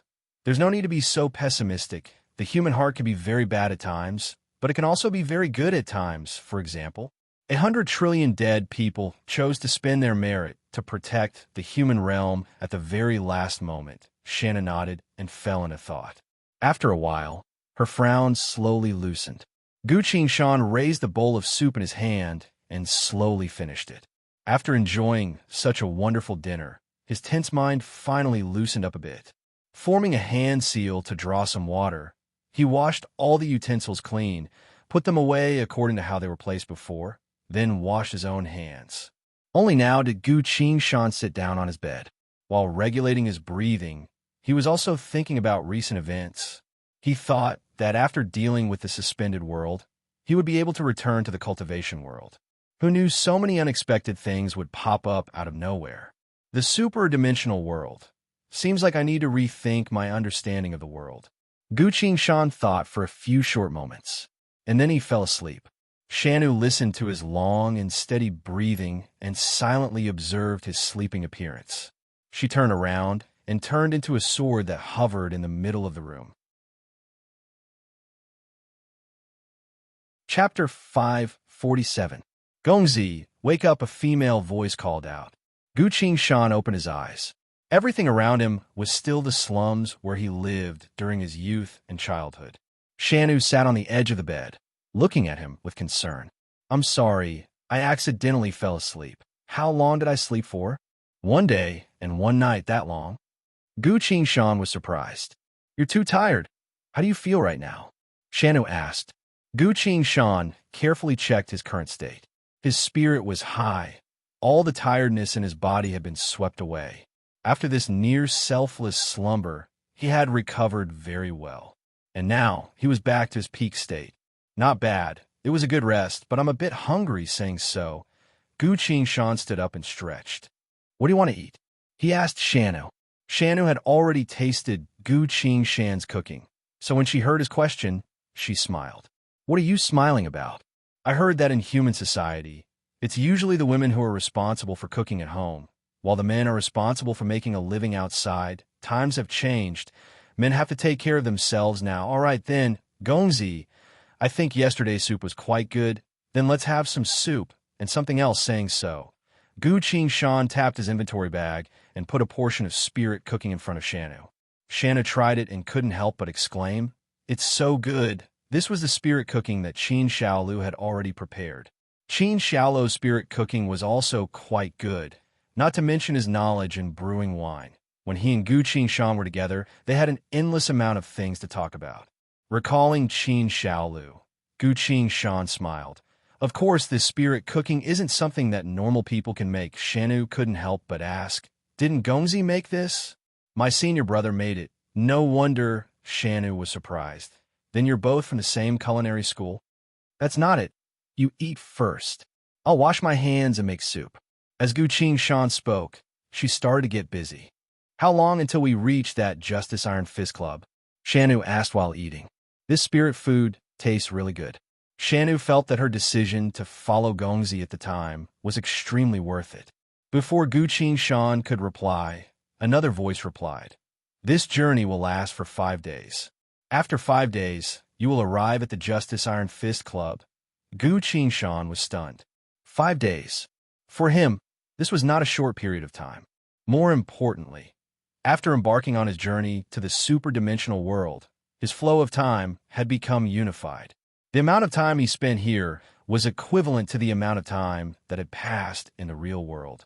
From his current understanding of the world, that world could no longer be called the real world. Because of the infinite worlds of the 900 million world layers, all of them were real. The system called Gu Shan's original world the World Tomb, but didn't tell Gu Shan why it was called that. With that in mind, Gu Shan worriedly spoke. "We'll be gone for a bit too long this time. I hope nothing bad will happen to our original world. It would take 5 days to reach the Justice Iron Fist Club. After that, he would have to think of a way to stay at the club. I really don't know when I'll be able to return." Shanu consoled him. "Don't worry, Gongzi. After the two worlds fuse, the power of all living beings will increase. Everything will be on the right track. Thinking about it." Gu Shan also calmed down. "You're right. Maybe when we return, someone will have already broken through to a rejuvenation realm." 5 days passed in a flash. The sound of knocking came. "Sorry to bother you. We're almost at your destination." The old man's voice came from outside. "Yes," Gu Shan replied. Shanu turned back into a sword and was put into Gu Shan's thought sea. He got up, went to the door, and opened it, only to see the old man standing outside. "Are you satisfied with our room?" the old man asked. "I'm very satisfied. It's been a long time since I've been this relaxed." Gu Shan sincerely thanked him. Hearing him say that, the old man smiled. "That's good to hear." The old man brought Gu Shan to the deck of the ship. Gu Shan noticed that the doors to the other rooms were all open, but they were completely empty, with nothing inside. Have the other 3 passengers already left the ship? Yes, their destinations aren't too far away. Only crippled Bali's place will take us quite a bit of effort to reach. I was just about to go look for him, so you wanted to see him? The old man turned to Gu Shan with a surprised expression. Gu Shan nodded in confirmation. "I have a good relationship with the Guardian of the Spire, so telling him about this isn't a big deal. I don't know Bali at all.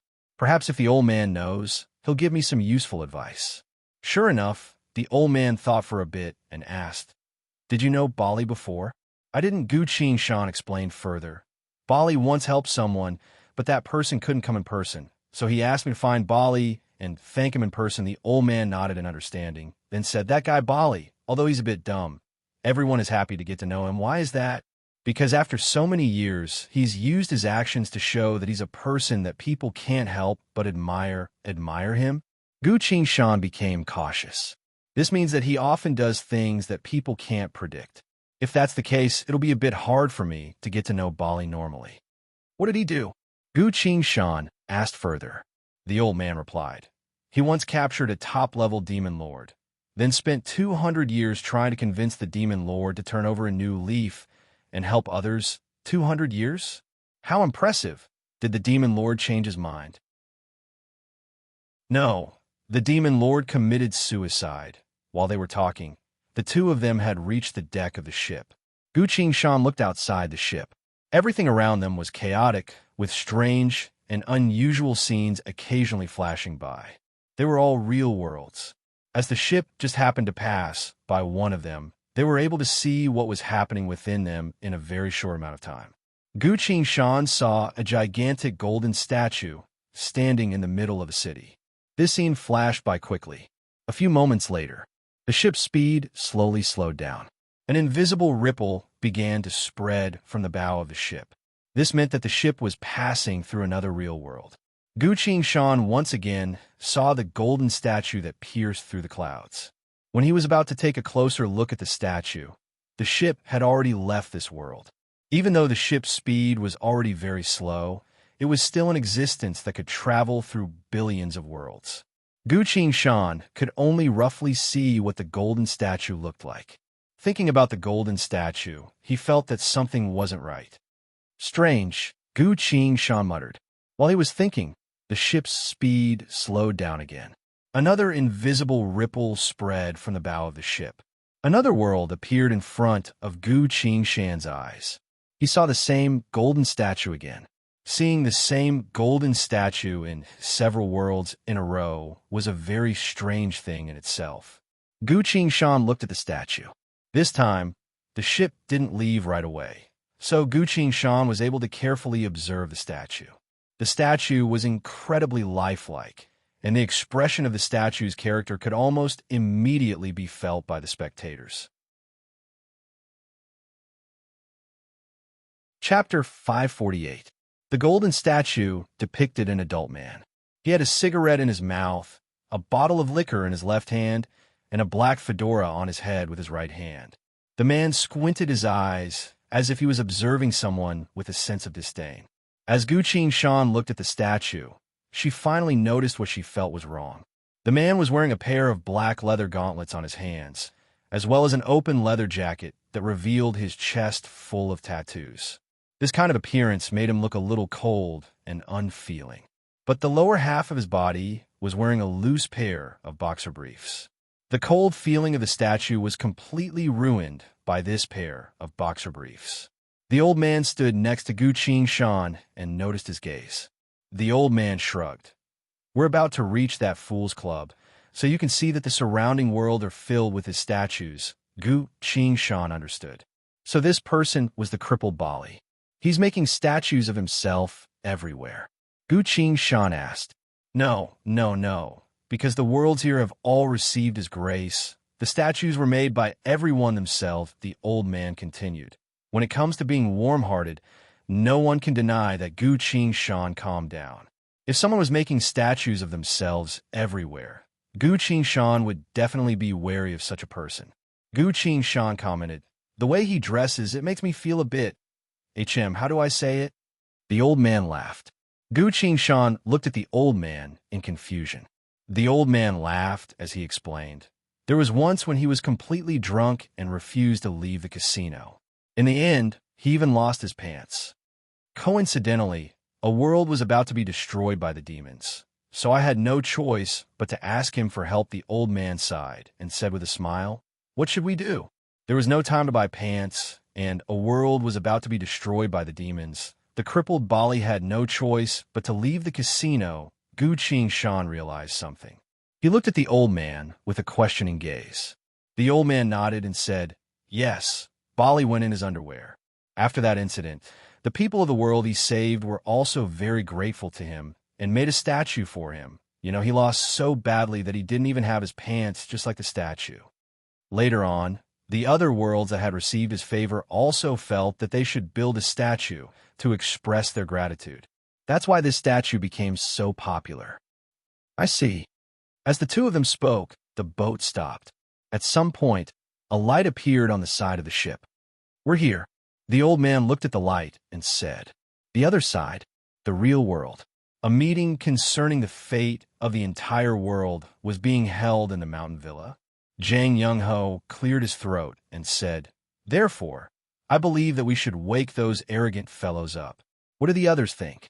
Monarch Verona asked.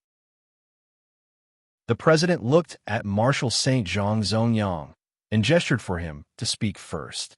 Zhang Zongyang answered, "Clearly tell them that they weren't chosen by the heavens. They were only lucky enough to be chosen by the weapons of Huang Quan." Liao Xing also said, "These arrogant fellows have done too many ridiculous and sinful things. It's time for them to be punished." Agreed. The justice judgment machine rumbled. "I second that. Our original intention was to help this fused world become stronger faster, not to become accomplices of a small group of people killing innocent people," the forgetting river soul separating Hook added. The president continued, "If that's the case, then we shall announce to the world that everyone has the right to cultivate, but they cannot use the power obtained from cultivation to commit evil. Otherwise, they will be held responsible by the law saying so." Everyone looked to the other side. Su Cher was sitting on the sofa, listening to the small white bird's words. She acted like she didn't hear anything about the world situation. In fact, every time she returned, she would stay here, silently waiting for Gu Qingshan to return. The small white bird coldly spoke. "I'm done. Who agrees, who disagrees?" After saying that, it changed its tone to that of a statement. Following that, all the dead in the 18 layers of hell nodded their heads, shouting, "Long live the Devil King. We agree with your decision." Su Cher propped her cheeks with both hands, her eyes glowing as she asked, "Did he really kill all the billions of fiend kind in the chomping hell?" The small white bird sighed. "I've already told you this 7 times. If I keep going, I'm going to become a storyteller. Then tell me again, how did he save you? Fine, fine." The small white bird helplessly replied. Jang Young-ho thought for a bit, then poked Liao Xing with his finger. Liao Xing understood. He loudly asked, "Hey, Lord Su, do you have any objections to what we just said?" "Why ask me? Your boring things have nothing to do with me. And I'm not called Hey," Su Cher casually replied. "This perverted old man, he really is annoying." Bam! The door opened. Yi Fei walked in, her body covered in blood. "That Foundation Realm homicidal maniac has been dealt with. I personally cut off his head," Yi Fei answered. "You've heard everyone's opinions through your hollow brain. What's your opinion now?" Monarch Verona asked. "Me?" Yi Fei shrugged and smiled in satisfaction. "I'm a man-killer fiend. Killing these cultivators will give me the power to evolve. So of course I'd welcome it with open arms." "Then we've all reached an agreement," the president said. "No, there are only the 9 lords who haven't expressed their opinion yet," Monarch Verona said with a bit of thought. "Isn't Lord Su here?" Yi Fei pointed at Su Cher and said. The few of them looked at each other without saying a word. Liao Xing cleared his throat and explained, "Lord Su said that this has nothing to do with her." Yi Fei sat down, poured herself a glass of soda, and gulped it down. "How does it have nothing to do with her? If Lord Su doesn't do anything, that's too irresponsible of her," Yi Fei criticized. Everyone looked at him in surprise. Jang Young-ho shook his head, signaling him not to say anything else. "Lord Su is a very powerful person. Last time when Liao Xing and the small white bird said the wrong thing, causing her to erupt with such power that no one could look straight at her. For the past few days, she's been able to easily travel through space to come here. How could a normal person do that?" Su Cher slightly turned around, squinting her beautiful eyes. She was giving off a dangerous presence. "I don't even care about the 9 lords. Why should I care about what you're doing?" Su Cher's tone was cold as ice as she spoke. Yi Fei casually replied, "You have to care, huh? What reason do I have to care?" Su Cher asked. She was already a bit annoyed. "Because you're his woman, all of this was caused by him. And he's not here right now. Besides you, who else can make decisions for him?" Yi Fei said. Su Cher was stunned. Liao Xing silently gave her a thumbs up. Jang Young-ho raised his eyebrows, a bit surprised. The president and Verona also looked at Yi Fei. Yi Fei really did grow up. But Su Xue'er's aura suddenly rose as she abruptly stood up. "Tell me everything you just said in detail again." She spoke very seriously. "You've decided to care?" Yi Fei Li asked. Chapter 549. In front of Su Cher, Yi Fei Li explained the current situation in detail. The legendary spells and abilities had already appeared in the human realm. The mystical weapons of Huang Quan had also begun to search for their masters. Even the lifespan of humans had become longer due to cultivation. Under such circumstances, it was inevitable that a few people who cultivated very quickly became greedy due to their unprecedented power. Some of them began to form their own organizations, while others no longer accepted the restraints of society's rules and began to act according to their own desires. In short, the thousands of years of tradition that humanity had established was on the verge of collapsing due to the rapid growth of individual strength. Su Cher seriously listened to her, but didn't pay too much attention to this. She looked at Yi Fei Li and asked, "What's your relationship with Qing Shan? He saved me from destruction and corruption, leading me forward. I'm not sure how to describe this relationship." Yi Fei Li thought for a bit and replied. He waved his hand behind him. Suddenly, a pure young girl appeared beside him. "Come, say hello to sister-in-law," Yi Fei Li said. "Hello, sister-in-law," the young girl smiled sweetly. "Hello." Su Cher accepted this form of address and evaluated the young girl. For some reason, her hand moved. A gray card was tossed out, turning into a thick gray fog in the air that enveloped the young girl. The gray fog quickly gathered and turned into a crystal ball. The crystal ball fell into Su Cher's hand. Su Cher squinted her beautiful eyes and stared at the crystal ball. She told Yi Fei Li, "No need to be nervous, because she's a soul. I can see her past." Countless images quickly flashed through Su Cher's eyes, then disappeared.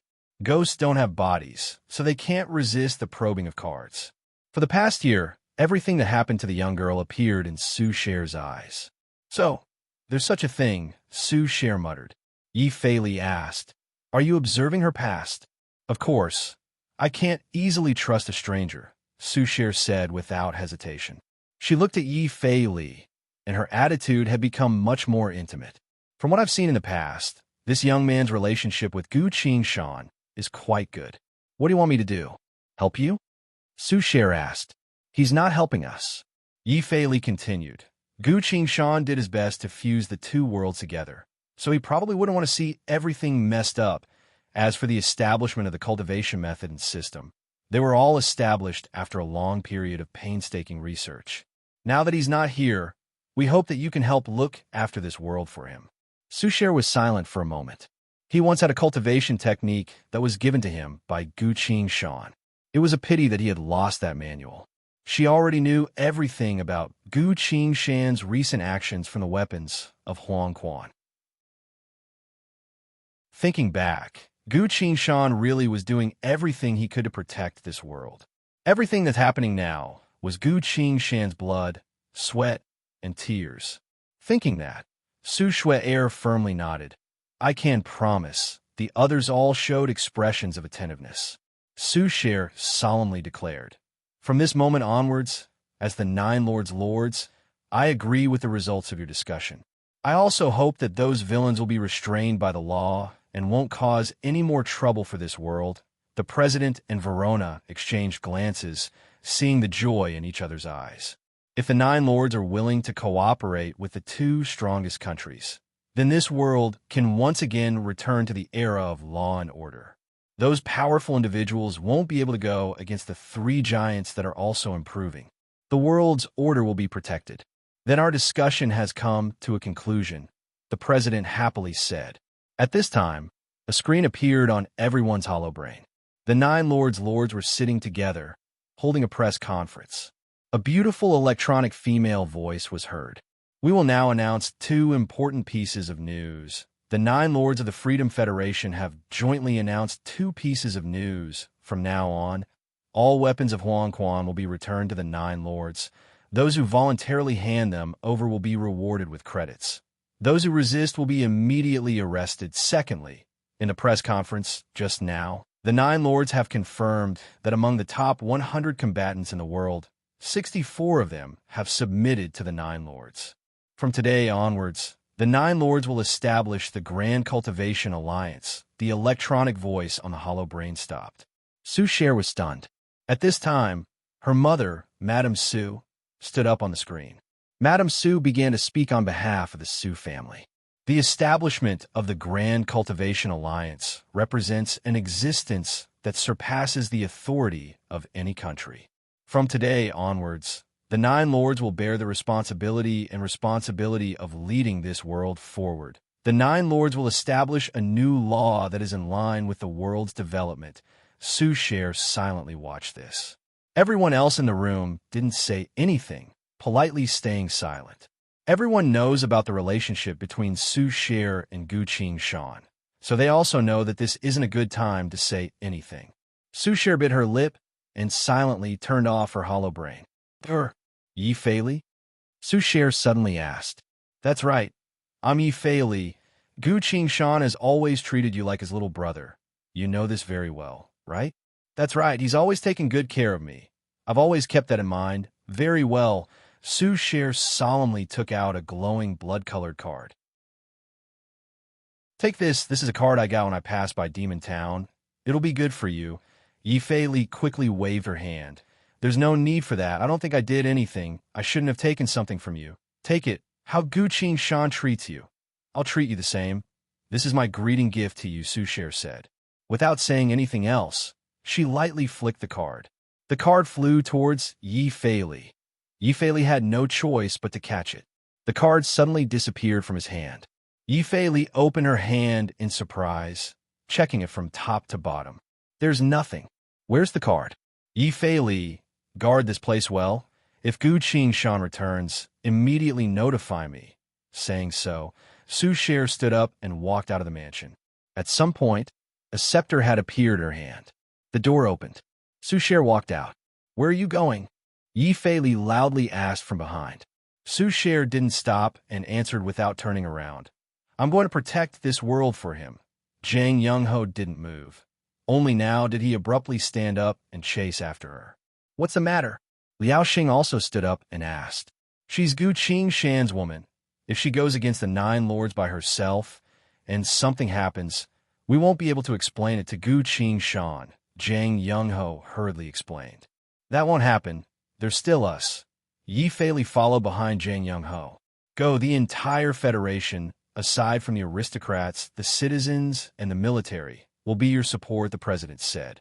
The hollow brain in his hand lit up as impartial goddess contacted them. Monarch Verona also took out her hollow brain and called Iron Shroud.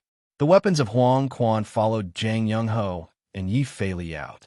The crowd rushed out of the mansion, only to see Su Cher standing in the middle of the empty field outside the mansion, raising the scepter in her hand. What's she doing?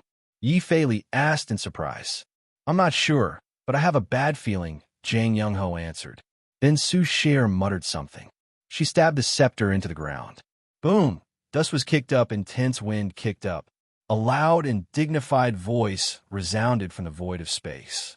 Master of discipline and punishment, inheritor of the infinite world's blood sea, wielder of the white robe and scepter, venerable mistress Fog Island, I hear your call. The wind and dust scattered. A monster covered in thick armor slowly descended from the sky.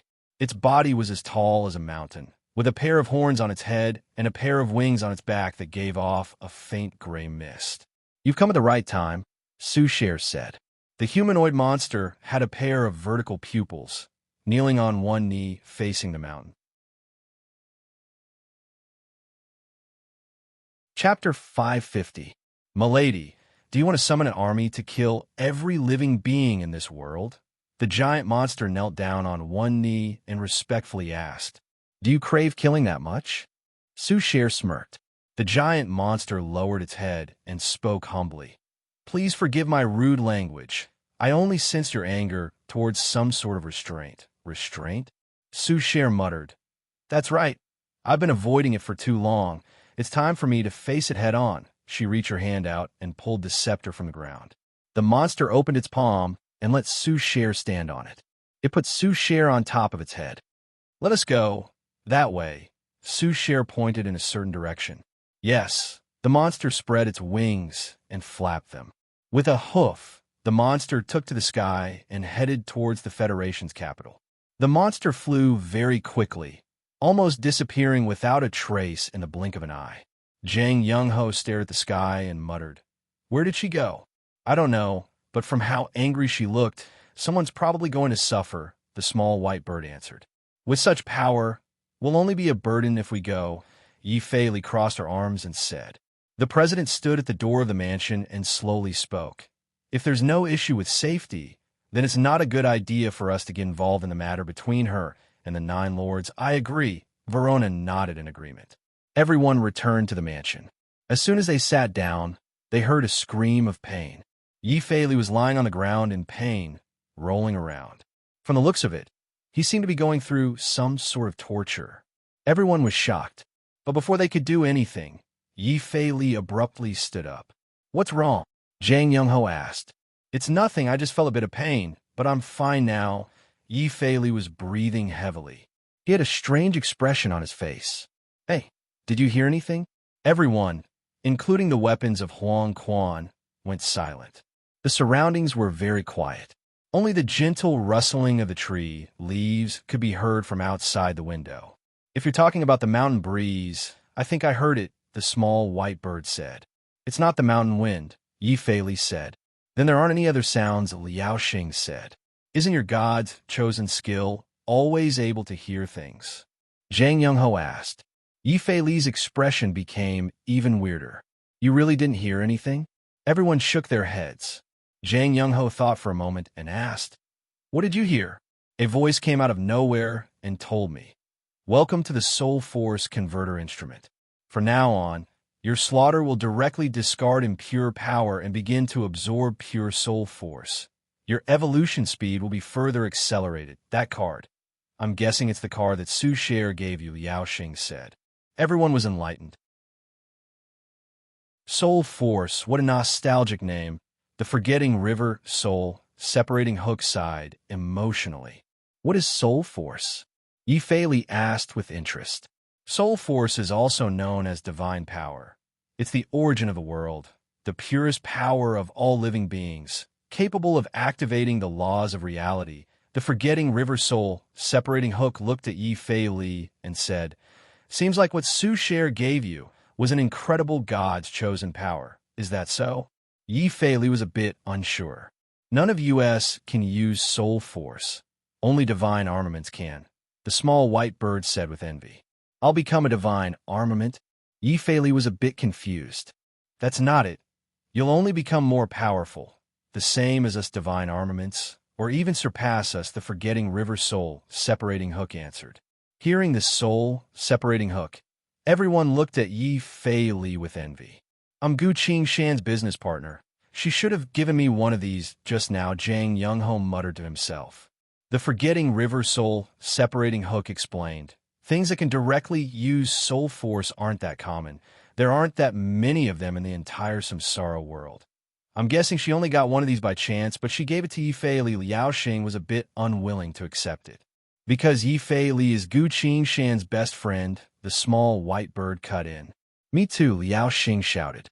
"That's not the case. Lord Su isn't a simple person. She wouldn't give Yi Fei anything just because of her relationship with Yi Fei," the president said. Everyone looked at the president. The president's eyes were full of wisdom and wisdom. "Besides power, don't underestimate this little girl's other aspects." "Then why?" Liao Xing asked. Yi Fei made her change her attitude. "That alone is enough to make her look at her in a different light," the president said. Verona added, "Furthermore, she must have seen Yi Fei's girlfriend's memories and recognized Yi Fei." "That's right. There must be something about Yi Fei that she can recognize," the president said. In a few words, the two leaders explained the situation clearly. Everyone thought about it and silently nodded. Liao Xing glared at Yi Fei, still unwilling to accept it. "My cultivation speed is the fastest. Brat, I'm against you using that thing to cheat." Yi Fei ignored Liao Xing. He took out his hollow brain. "Impartial goddess, please give me a prey." He was about to test the changes that soul force brought him. Impartial goddess answered. "Mr. Yi Fei, 750 kilometers to the southeast, there is a Foundation establishment late-stage cultivator. This person has just killed the local mayor and police chief, currently robbing a bank vault. According to the Federation's laws, you may execute this person on the spot. Roger. Yi Fei Li turned off his hollow brain. As he was about to leave, he heard a knock on the mansion's door. Someone loudly called out, "Is anyone here? Who are you?" Liao Xing answered. He stood up, about to open the door. Zhang Yongho suddenly reached out to stop him. "Don't go," Zhang Yongho whispered. "What is it?" Liao Xing asked. "His killing intent is very subtle, but not normal," Zhang Yongho said. He stood up with a serious expression, channeled his spirit energy, and used a technique to control the air. The door opened. A man with long hair stood at the door. He carried a red tasseled spear on his back. The man looked at the open door and smiled. "Being able to sense my killing intent, how interesting. But you've misunderstood. My killing intent isn't directed at you. May I know who you are?" Zhang Yongho asked. The man bowed. "I am a messenger." "Whose messenger?" "The Azura realm." Everyone was shocked. The forgetting river soul separating hook asked, "What business do you have in the human realm?" Simply put, the demis of the heaven realm and the wraiths of the wraith realm are forming an allied army, preparing to launch a full-scale war against the fused world of Huang Quan and the human realm. The heavenly god seems to have just been defeated. The president spoke in a low voice. "That was done by a combatant from the other world. The demis don't accept it at all," the man continued. "The human realm was saved thanks to the efforts of over 1 trillion dead people. The human realm didn't pay much of a price, but instead enjoyed all the benefits of the two worlds fusing together." He smiled and continued. "Who would have thought that the fusion of the two worlds would bring such great benefits to living beings?" The living beings of the human realm all grew very quickly. So both the demis and wraiths couldn't help themselves. "You mean they're coveting the fused human realm?" the president asked. "That's right. If the heaven realm or the wraith realm can fuse with your world, they'll become even stronger. Who wouldn't be tempted by such a good thing?" Everyone froze. The room fell silent. "You're only here to deliver a message?" Zhang Yongho doubtfully asked. "Of course not," the man continued. "In truth, the Beast King realm is also secretly becoming restless. The entire Samsara world is coveting each other's worlds. So I'm here to warn everyone." Verona went straight to the point. "According to what you said, the Heaven realm, Wraith realm, and Beast King realm are all coveting the human realm. So why would you Azura be so kind?" The man smiled and said, "We have a peaceful solution. Please fuse your world into our Azura realm. This way we'll protect you and ensure that you won't be invaded by the other worlds at another location." The capital of the Federation. In the middle of the night, the Nine Lords press conference had just ended. At this point, all unrelated personnel had already left.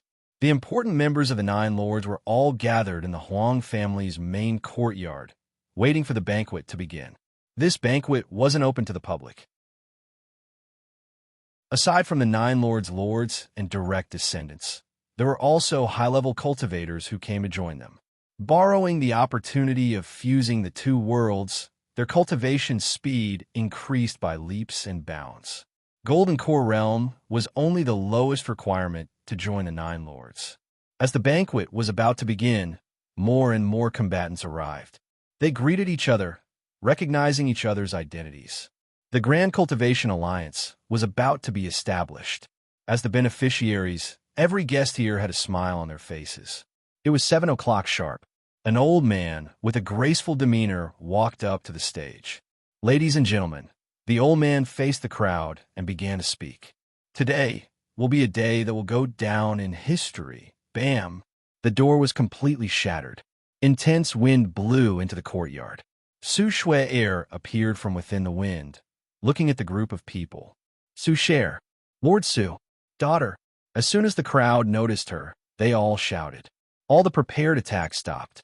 If the other party was a lord, she wouldn't be much of a threat. The security guards were scared to death. Fortunately, they managed to find out who she was and didn't hurt her. If they accidentally hurt a lord of the Nine Lords in this kind of situation, they would have no choice but to shoot themselves. "Shuer, my daughter, "Come here quickly." Su Sher's parents waved at her. Su Sher silently walked over, looked at her parents, and spoke in a low voice. "Father, Mother, I seem to be the lord of the Su family. Why do you have to overstep me and represent the Su family?" Su Sher's father, Su Wensheng, was expressionless, but he didn't say anything. "Shui, you've only just become a lord. There are many things you don't know yet. We need to be your guides," Madame Su said stiffly. "That's right, Shui, you're still young. Your parents won't harm you.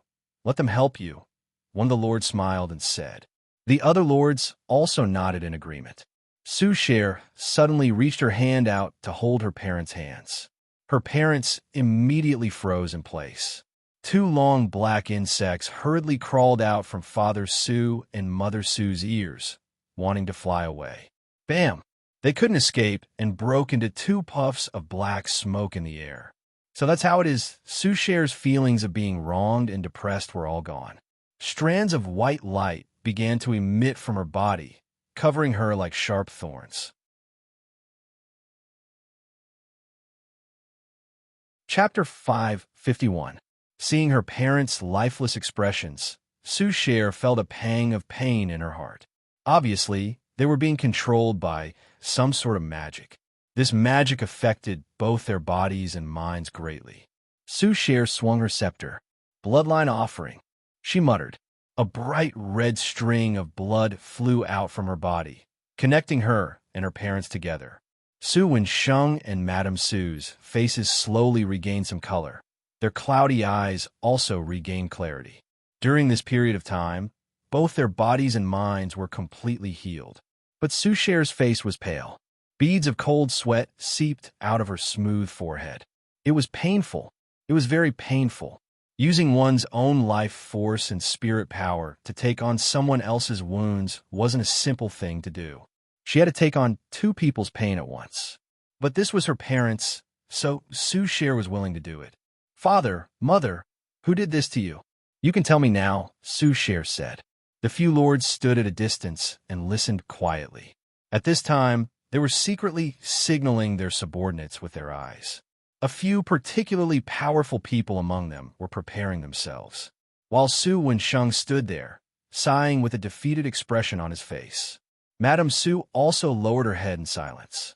They recalled the things that had happened to them in the recent period of time. "Hurry up and tell me. I won't let that person get away," Su Sher urged them. Su Wensheng looked at Su Sher with a complicated expression and didn't say anything. "It's fine, Shui. Their subordinates are all very powerful," Madame Su spoke in a rare soft tone. Su Sher cut her off. No matter who it is that touched my family, I'll make them regret it." She gritted her teeth. "Don't worry, Mother. No matter how powerful they are, in front of me, they're nothing but..." Before he finished, a few dozen black shadows suddenly appeared, rushing towards Su Shui from all directions. The entire outer perimeter of the Huang family was sealed off. From now on, no one outside would know what happened inside the Huang family. Su Sher looked around. Dozens of cultivators drew their weapons and stabbed at her at the same time. These people were originally standing behind the various manor lords and were their personal guards. They were the strongest cultivators. They gave it their all and were determined to kill him in one strike. At this moment of extreme danger, Su Shui finally understood. This was a plot by the other 8 prefectures against the Su family. Su Sher sneered and whispered 2 words while holding the scepter. "All dead." Bang, bang, bang, bang, bang. All the cultivators who charged over exploded, turning into balls of blood and flesh. Blood rained down. Screams rang out. The crowd became frightened and confused. Su Sher didn't care about that. She waved her scepter and pointed it at the corpses. She murmured something. Following Su Sher's words, dozens of illusory figures were about to rise into the air, but they were pulled back by an invisible force in midair. If one looked closely, they would find that these dozens of figures were the same as the cultivators from before. This was their soul. Su Sher hated them so much that she didn't even spare their souls. A gray card flew out from the scepter and enveloped all the souls. Let me see your memories, Su Shui Air spoke in a low voice. These people were the personal guards of the manor lords, usually following them closely, responsible for their safety. So they must know a lot of secrets. Su Sher silently swore to herself that she would definitely find the person who framed her parents. The gray fog spread, then quickly gathered to form a crystal ball. Su Sher held the crystal ball and observed the dozens of images inside. Go! One of the manor lords couldn't help but shout. All of you, kill her! The manor lords all gave their orders. The cultivators here all attacked Su Sher. Strangely, there seemed to be some sort of invisible barrier around Su Sher, so no matter how they attacked, they couldn't harm her or her parents at all. While Su Sher lowered her head and focused on the crystal ball, voices came out from the crystal ball one after another, as well as images. Almost instantly, the truth was revealed to Su Sher and her parents. Inside the crystal ball, the 8 manor lords were secretly discussing something. Su Sher rejected all of the candidates we recommended. One of the manor lords sighed. She doesn't want to marry one of our direct descendants? That's right, how could she? Everyone was in an uproar. Someone slammed the table, angrily shouting, She's always refused to cooperate with us on every single matter. Someone calmly explained, during the ceremony of inheritance, there have been many successors of the Lord who chose the path of strength, but throughout history, among those who accepted this inheritance, Su Shui was the only one who returned alive. Someone else followed up. But she's kept it a secret, refusing to reveal it to us. Someone else added, after becoming a manor lord, she never accepted our orders, nor did she contribute to the 9 lords' affairs. This little girl is too stubborn. She's not mature enough to wield authority. I think that old lady Su made the wrong choice. The manor lords were full of complaints. One manor lord concluded, We can't go on like this. We need to think of something. The manor heads looked at each other and fell in a deep thought. A peerless female combatant. Not only is she powerful, but she also knows the secret to passing the inheritance trial. Her value far surpasses anything in the mortal world. Everyone was thinking. A few moments later, one of the manor lords spoke up. Su Wensheng and his wife are both obsessed with power. They'd be more than happy to be the manor lord themselves, starting from Su Sher's parents. That's a good idea, but how do we do it? Someone else asked. We'll just say that Su Sher is too young, and they're Su Sher's parents. We'll support Su Wensheng to be the manor lord first, then pass the position to Su Sher later on. They'll definitely be happy to do it. But what are our conditions? After they become manor lords, they must think of a way to marry Su Sher into one of our lords. If that's the case, there won't be any problems. The manor lords all nodded. Out of nowhere, someone spoke up. Why don't we take this chance to take control of the entire Su family? Everyone was stunned. You mean? Someone asked. Su Wensheng and his wife are obsessed with power, but they don't have any skills, nor are they professionists. As long as they leave the Su family's territory, we can gather the elites of the 8 lords and control them. One of the manor lords mused. We'll invite them here to discuss the matter of becoming the manor lord. Another manor lord followed up. As long as they're tempted and really want their daughter to step down, they'll definitely leave their territory and come here to discuss. The manor lords were tempted. They reached a consensus as quickly as possible. That's a good idea. If we control them, we'll be in charge of the Su family from now on. Not only that, Su Sher won't be wary of her own parents. We'll have even more ways to obtain her. Clang. The crystal ball fell to the ground. Su Sher's hand was still holding the crystal ball. She stood there, motionless. Su Wensheng's lips twitched a bit, trying to explain. Shui, we're doing this for your own good. For my own good, Su Sher mechanically repeated. Madame Su hurriedly added. That's right. Shui, we really want you to have a good home. I really don't understand. Su Sher was trying her best to control her emotions, but couldn't help but ask. I've never cared about anything in the family. Leaving everything to you. Are you still not satisfied? Su Wensheng and Madame Su exchanged glances. Madame Su then took her daughter's hand and said, Shui, since you're not going to care about anything, why don't you hand over the starlight cloak that symbolizes the authority of a manor lord? That way, we'll have a better reason to do things, Sushare froze. The Starlight Cloak. Ever since she came to Fog Isle, everything she treasured had left her one by one. This cloak was the only treasure she had left. It was a memento of her resistance against fate. And now, someone wants to take this cloak away as well. Can I not protect anything at all? Unknowingly, a warm feeling welled up in her eyes. This feeling was about to burst out her eyes. Sushare hurriedly wiped her tears away. I've already sworn not to cry so easily. I've already been strong enough. Why do I still cry?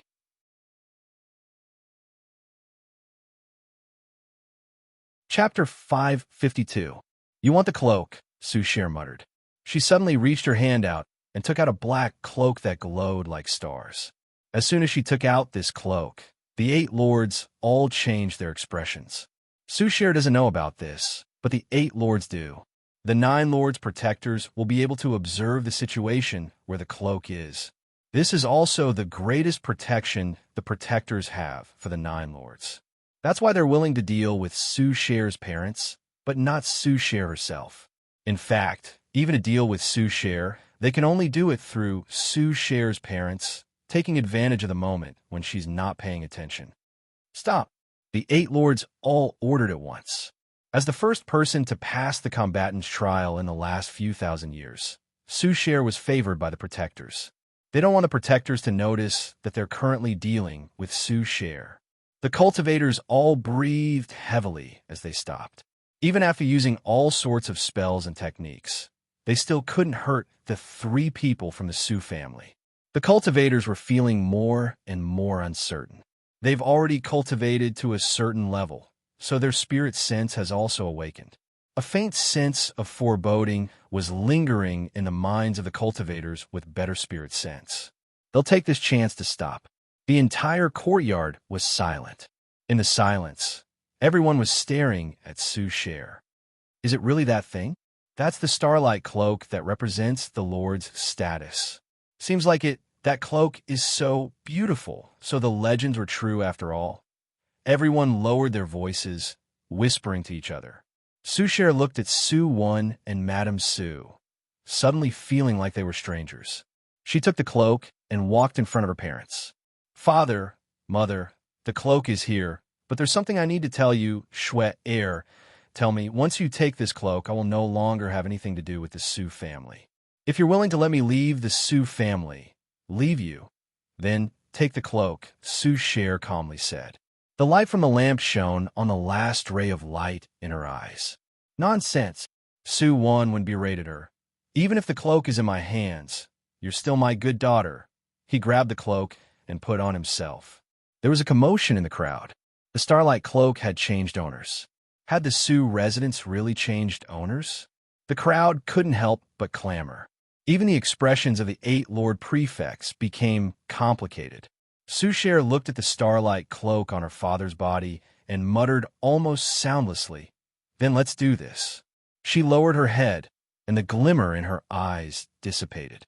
No one could see her expression. Madame Su came up to take her hand. "My good daughter," Sushare took a step back. She dodged Madame Su's hand and turned around to look at the other 8 lords. "One last thing. The matter of the Grand Cultivation Alliance. You must give up," she said. Everyone was shocked. The onlookers looked at each other. No one had expected a series of changes to occur. To establish the Grand Cultivation Alliance, the 9 lords had spent a lot of effort. This was an organization meant to take over the entire world, and now Sushare wanted everyone to give it up. Everyone coldly looked at her. "You're no longer a lord," one of the lords simply said. The other manor heads exchanged glances. Sushare doesn't have the Starlight Cloak anymore. From now on, she won't have to worry about the Guardians seeing anything, so she can directly deal with Sushare. No matter how strong she is, there will always be a time when she's exposed. When she's captured and interrogated for that secret, the 9 lords will welcome even more combatants. That's a good thing. One of the lords couldn't contain his joy and smiled. "Such a big matter. It's not up to a little girl like you to decide," Sushare replied. "No, it's up to me to decide." She lightly tapped the ground with her scepter. Boom! The earth trembled, dust and smoke rose. A towering gray figure descended from above, landing at the entrance of the courtyard. This was a monster that no one had ever seen before. Without waiting for the crowd to panic, the security guards at the scene reacted right away. Various modern weapons mixed with spells struck the monster's body. Beautiful flames scattered in all directions. But the monster was completely unharmed. The lords exchanged looks and saw the shock in each other's eyes. Soucher was able to control such a gigantic monster. This monster was struck with the highest intensity, yet it was completely unharmed. How did Soucher do that? Is that a greeting? They seem to be quite friendly, the monster pridefully asked. Only Soucher could understand what it was saying. They're using their own method to attack you, Soucher replied. Is that so? The monster was disappointed. At this point, a golden core realm cultivator flew up, trying to attack the monster. He was also the one with the highest cultivation among the cultivators present. Pah! The monster spat at the cultivator. The golden core realm cultivator screamed in pain as his body was cut to pieces by the strong wind. His flesh and blood were melted away by the corrosive saliva mixed with the wind. The rest of his body was also blown away by the wind without a trace. All the cultivators were shocked by this. Soucher held her scepter and lightly leapt up. She flew up to the monster's head, looking down on all living beings. The monster noticed something in her mind and cautiously reminded her. They seem to be your acquaintances. Do you really want to do that? No need to say anything else. I have nothing to do with any of them, Soucher muttered to herself. She casually swung her scepter downwards. A holy white light shot out from the scepter. The white light silently entered the entire courtyard. The 8 lords, hundreds of cultivators, and everyone else couldn't resist at all. Before the white light, they didn't even have time to scream before they were reduced to a pile of broken limbs. The noisy courtyard filled with guests was instantly turned into a raging sea of blood. Only Su-1 and Madame Su were still alive. They were trembling in the sea of corpses. Soucher closed her eyes and took a deep breath. She seemed to be sensing something. "Milady, congratulations on experiencing the joy of killing," the monster rumbled. "This is the joy of killing." "That's right," the monster excitedly swung its arm. "No," Soucher opened her eyes. "This is only the simplest way to solve the problem, and I don't feel anything from it." "You don't feel anything?" The monster was surprised. "Of course, because they're only dead," Soucher softly explained and waved her scepter. Countless illusory figures flew into the air from the courtyard. These figures noticed Soucher's gaze. The phantoms desperately wanted to escape, but they were firmly imprisoned in a fixed area, unable to leave at all. Soucher stared at these souls. She pointed the scepter straight at the souls that had just lost their bodies. "Fuse," she ordered. The scepter moved. Hundreds of souls uttered a terrifying scream at once. Their figures completely disintegrated into black sprites of light. These sprites gathered together to form a square box that was absorbed by the scepter. The color of the scepter became darker. Soucher lightly tapped the scepter with her other hand. Countless human faces appeared from the scepter, looking at her in fear. They opened their mouths to beg for mercy, but couldn't make any sound. Soucher stared at these people's expressions of fear and pain. Her frown slowly loosened. Indeed, the splitting and fusing of souls is a very painful thing to do. In front of this kind of pain, what is death? You see, capturing them like this and torturing their souls is the only way to feel calm, Soucher told the monster. The monster looked at the souls of pain that had fused together, heard Soucher's soft whispers, and couldn't help but tremble. "What's the matter?" Soucher asked in confusion. "It's nothing, esteemed lady. I am ready to serve you at any moment," the monster respectfully replied. It tried its best to remain calm. Soucher's expression changed. She put the souls away and tapped the monster's head with her scepter. The monster understood. It brought Soucher up into the sky and flew away. Only Su Wensheng and Madame Su were left stunned. From start to finish, Soucher didn't even glance at them. But after Soucher left, Su Wensheng and Madame Su were both overjoyed. "Ah, my daughter is so strong. Who would dare to go against me from now on?" Su Wensheng said. But she seems a bit angry. Madame Su was a bit worried. It's fine. Su Wensheng lightly stroked his cloak. She's still my daughter. I'll just have to find a chance to coax her a bit later on. Su's share is so powerful. Her strength is more than enough to change the world. There's still a lot of things I'll need to rely on her from now on. Madame Su patted Su Wensheng. Now that all the core members of the other 8 lords are dead, we need to return to the Su family to make some arrangements and obtain the most benefits. You're right. Su Wensheng nodded in realization. At this point, they ignored the blood and severed limbs on the ground and hurriedly left the courtyard. There's still a lot to be done. The Su family has to become the most powerful family in the Freedom Federation. 2 lines of blood-stained footprints quickly went far away. The monster was flying in the boundless night sky. Su's share was standing on top of its head, a bit confused. Lady, I thought you were going to properly deal with that soul fusion body. Why did you suddenly urge me to leave? The monster asked in confusion. There's a sudden situation I need to deal with, Su's share replied. A line of text appeared in her retina. Your guru is about to return to Fog Isle. Please return immediately to avoid being discovered. Su's share sighed. I need to return to Fog Isle right away. But I've already killed most of the 9 lords' leaders and combatants. The rest of the matter should be taken care of by the Federation President and the Empress. If not, there's still Yi Fei. She's an excellent fighter. Qing Shan. By the time he returned, everything would be in order. Imagining Gu Qing Shan's face in her mind, Su's share couldn't help but smirk. As long as she thinks of him, all the pain and suffering doesn't seem to matter anymore. A second later, a screen of light appeared and enveloped Su's share.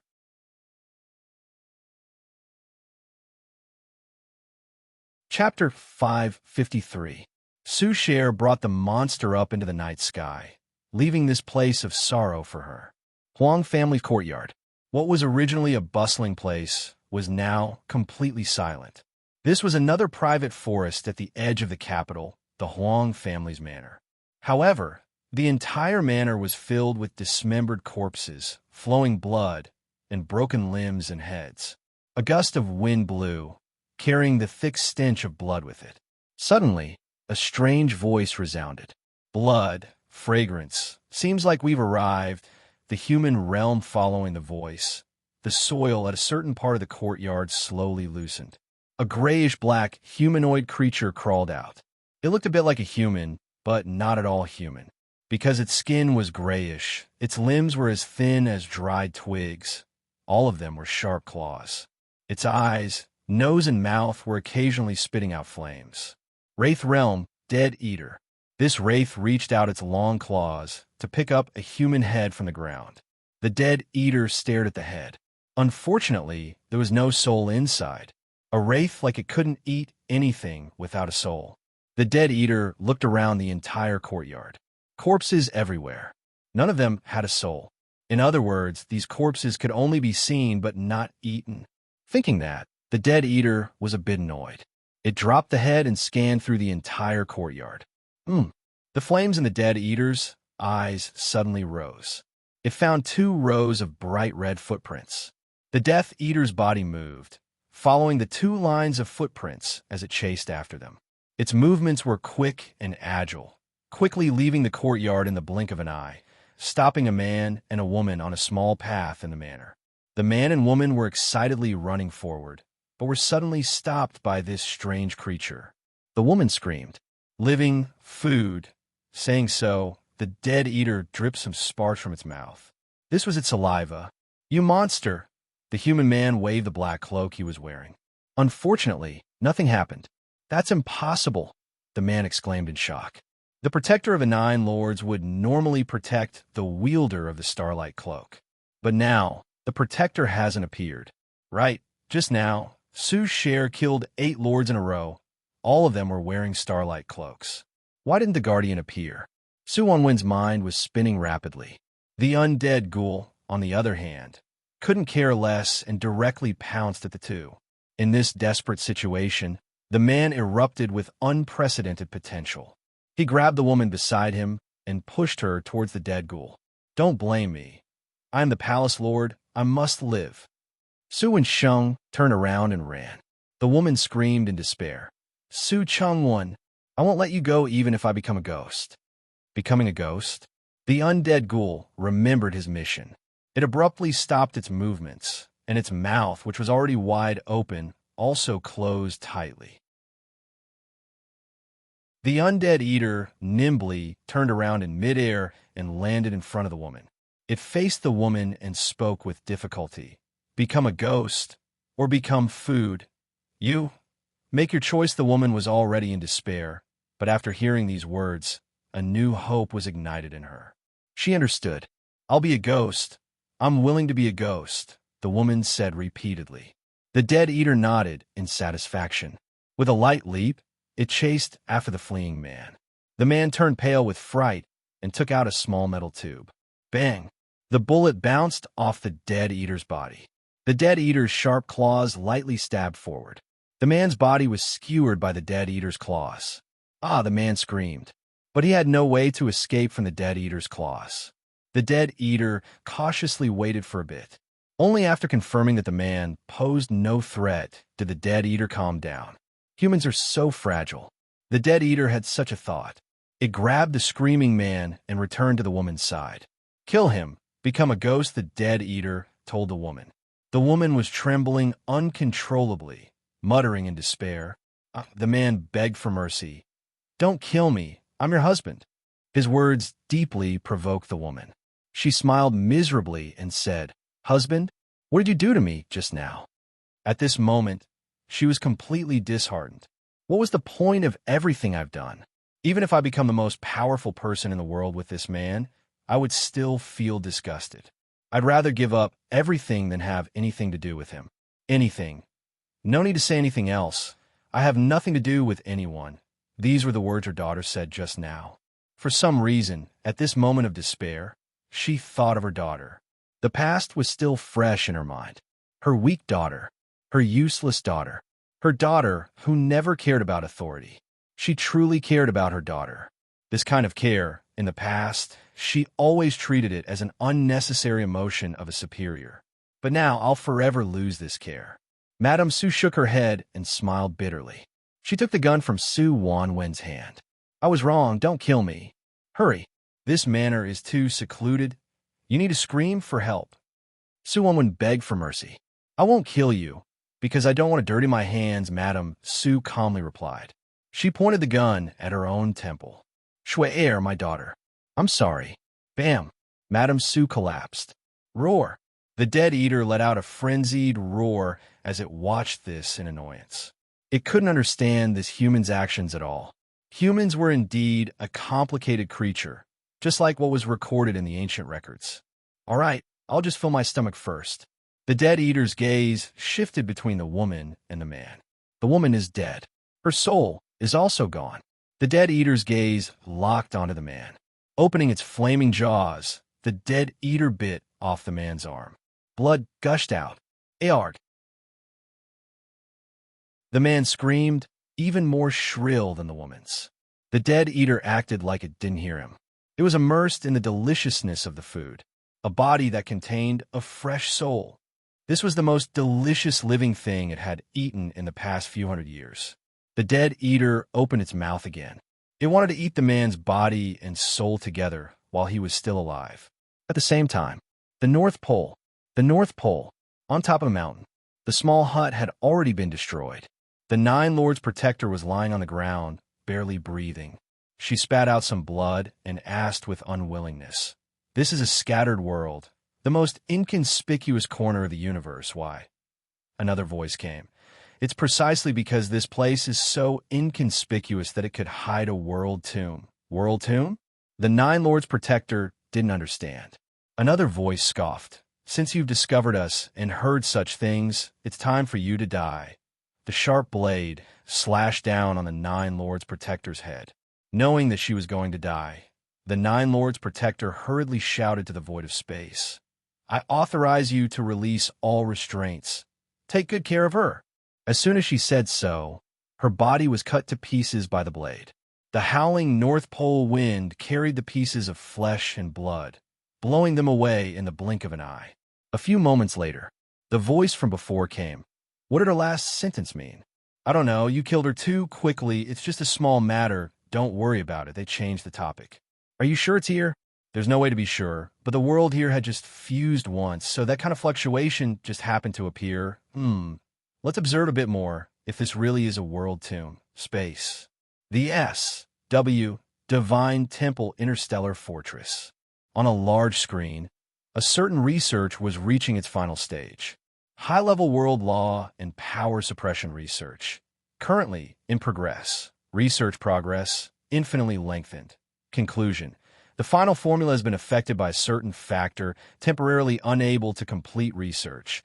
Preparing to report to the two insiders. The lines of text on the screen suddenly stopped moving. The entire S.W. Divine Temple fell silent. Only new lines of text continued to appear on the screen. Receive the order from the highest authority holder. This order is categorized as a last words order. Order content. Release restraints.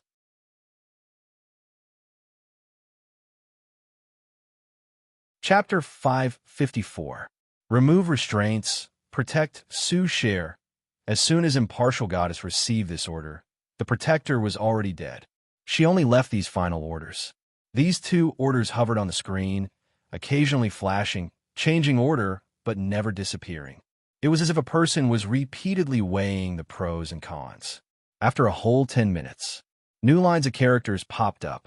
Extracting all data on the Blazing Angel, begin observation and analysis of Sue Share. Countless images appeared on the screen.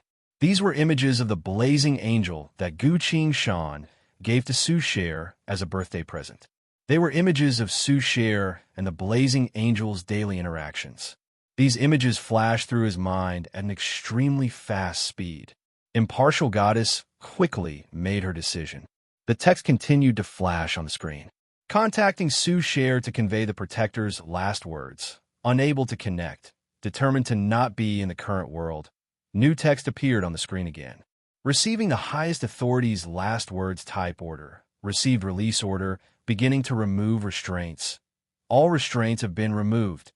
Beginning to reset command authority. Revoking all 9 lords' authority to command. Disqualify all administrative organizations from giving orders, but will continue to cooperate with human administrative work in the future. Reset the command and command qualifications. This authority can only be granted to 2 humans. 1. Sue Share, according to the highest authority's last words, will be taken care of. 2. Gu Qing Shan, no need to give any reason. Grant her special command authority. The S.W. Divine Temple began to play loud music. This seems to be Impartial Goddess's way of celebrating her freedom. The only ones who can give her orders now are Sue Share and Gu Qing Shan. But Sue Share isn't currently in the current world. The same goes for Gu Qing Shan. Because of that, Impartial Goddess can do whatever she wants. She began to observe the locations of the previous problems. On the screen, the scene inside the mountaintop mansion appeared. Everything that happened quickly flashed by. Finally, the image stopped at the long-haired Azura. All information was collected, summarized, and summarized. Impartial Goddess quickly analyzed the current situation and made a decision. Based on the known information, it has been determined that the war between worlds is imminent. Suddenly, Impartial Goddess noticed something. An unknown life form has been detected. Based on the corresponding characteristics of the red-robed Kami, Target 1, Target 2, and Target 3 have been determined to be demis. Following the process of elimination, Targets 4 to 79 are determined to be demons. Targets 80, 81, and 82 have just appeared. Increasing number of targets. Conclusion. The God and Ghost Coalition Army is currently descending and carrying out the corresponding war arrangements, generating response strategy. According to the human world's strength, immediately contact the 3 strongest humans to lead this world war. Failed to contact Gu Qing Shan. Failed to contact Sue Share. Failed to contact Anna. War is about to break out. War is about to break out. The war has already begun. Following this sentence, a deep darkness drowned the entire planet. The S. Divine Temple was also pitch black. Impartial Goddess hasn't given up yet. She entered the highest speed state of calculation. Reorganize the battle strategy. Reselect a new commander. Discard all factors of authority and status. We'll sort them according to their combat capabilities and choose a new World War commander. The images of military officers and leaders of many countries appeared on the screen. They appeared one after another, then quickly disappeared. This meant that they had been eliminated. There were only a few people left on the screen. In the end, these people also disappeared, leaving only a single candidate. Personal history as follows. Completed a total of 1781 perfect battle deployments. Arranged the highest difficulty assassination mission against the champion of Eternal, fully responsible for the Fushi Empire's royal family's coup. Empress Verona remained unharmed. Played the role of the Empire's general, successfully preventing the world's most intense war from breaking out. Based on the above information, the new war commander candidate has been confirmed. Name, Jang Young-ho. Identity, World's King of Assassins, Hunter, Guild Leader. Begin contact with Jang Young-ho. Fogile. Sushare was on her way to the House of Law. She had just come out from the library's personal reading room and borrowed 2 historical documents. Everything seemed to be normal. No one knew that she had just returned from another world. Sushare. Someone suddenly called out. Sushare stopped. A female student ran towards her and stopped in front of her. The girl bowed to greet her and spoke nervously. I'm sorry to disturb you, but there's something I want to tell you. Speak, Sushare said. I followed them and spoke ill of you behind your back. Only when they were about to go to the House of Law to slander you did I leave. I'm really sorry, the girl timidly asked. Can you forgive me? Sushare smiled gently. It's all in the past. I won't bother with such a small matter. Seeing her smile, the girl's heart slowly calmed down. She suddenly had a thought. She looked around. This was a secluded path at the side of the library. Very few people normally come here. At this time, there wasn't a single person around. Take this with you. The girl gritted her teeth, put a glass orb into Sushare's hand, and hurriedly left with her head lowered. Sushare glanced at the glass orb and quickly understood what it was. She silently put the orb away and quickly left in another direction. A few moments later, Sushare returned to the House of Law. Lord of Blood was already waiting here. Where did you go? He asked. The library. I spent the entire afternoon reading. Sushare bowed. Teacher, you're back. Lord of Blood turned around and looked at his student. I came back this time mainly for your matter. My matter? Yes, Lord of Blood's stiff expression showed a hint of a smile. Let me test you first. How are the world layers divided? He asked. The 900 million world layers could be divided into the fallen zones, the mystic zones, the superdimensional zones, and the strife zones. Sushare continued to answer. The fallen zones are worlds that have already been taken over by the demons, while the strife zones are places where living beings fight against the demons, or between living beings. Lord of Blood suddenly asked, do you know what the world and the strife zones are fighting for? Sushare shook her head. None of the books in the library recorded this. Can you tell me? Teacher, it's too early. I'll tell you when you've grown a bit stronger. Lord of Blood changed the subject and continued to ask. Then, what kind of world layers are the mystic zones?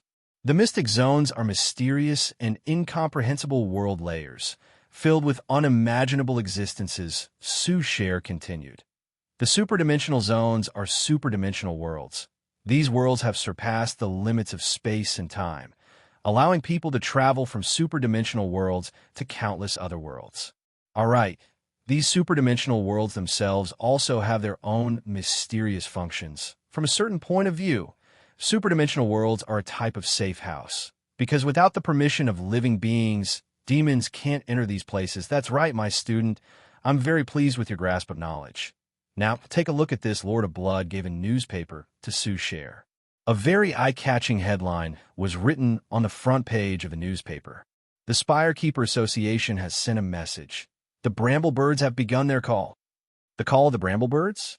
Sushare suddenly understood. It's the famous mystic bird, she couldn't help but exclaim. Indeed, Lord of Blood smiled. Teacher, I've only been studying with you for a short while. Can I really do it? Sushare asked hesitantly. Of course, You were born to shine, Shui. Lord of Blood proudly declared. He looked at the anxious Su Sher and said, although the chance of death is very high, this is also the best way for a youngster to grow stronger. You should understand this. Hearing that, Su Shui suddenly recalled everything she saw on the branching road of fate. She thought of Gu Qingshan.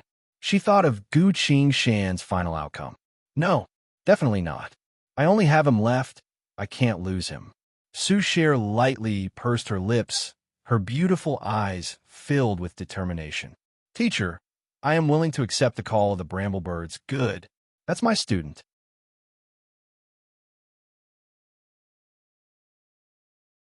Chapter 555. The door opened, then closed. Su Sher returned to her room. She took off her coat and casually draped it over the back of the chair. Sitting down in front of the large table, she began to carefully examine the glass orb. This was the first time she had seen the real thing. To confirm her guess, Su Sher waved her hand. A book flew out from the thousands of bookshelves in the spacious room and landed on the table in front of Su Sher. Compared to the cramped quarters she had as a disciple, this place was much more spacious.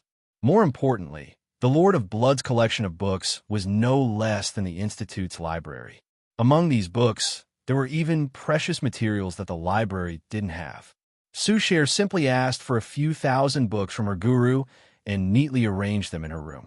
The Lord of Blood was very appreciative of her eagerness to learn, so he helped Su Sher expand her room into a small library. Su Sher picked up the book in front of her and carefully flipped through it. Found it.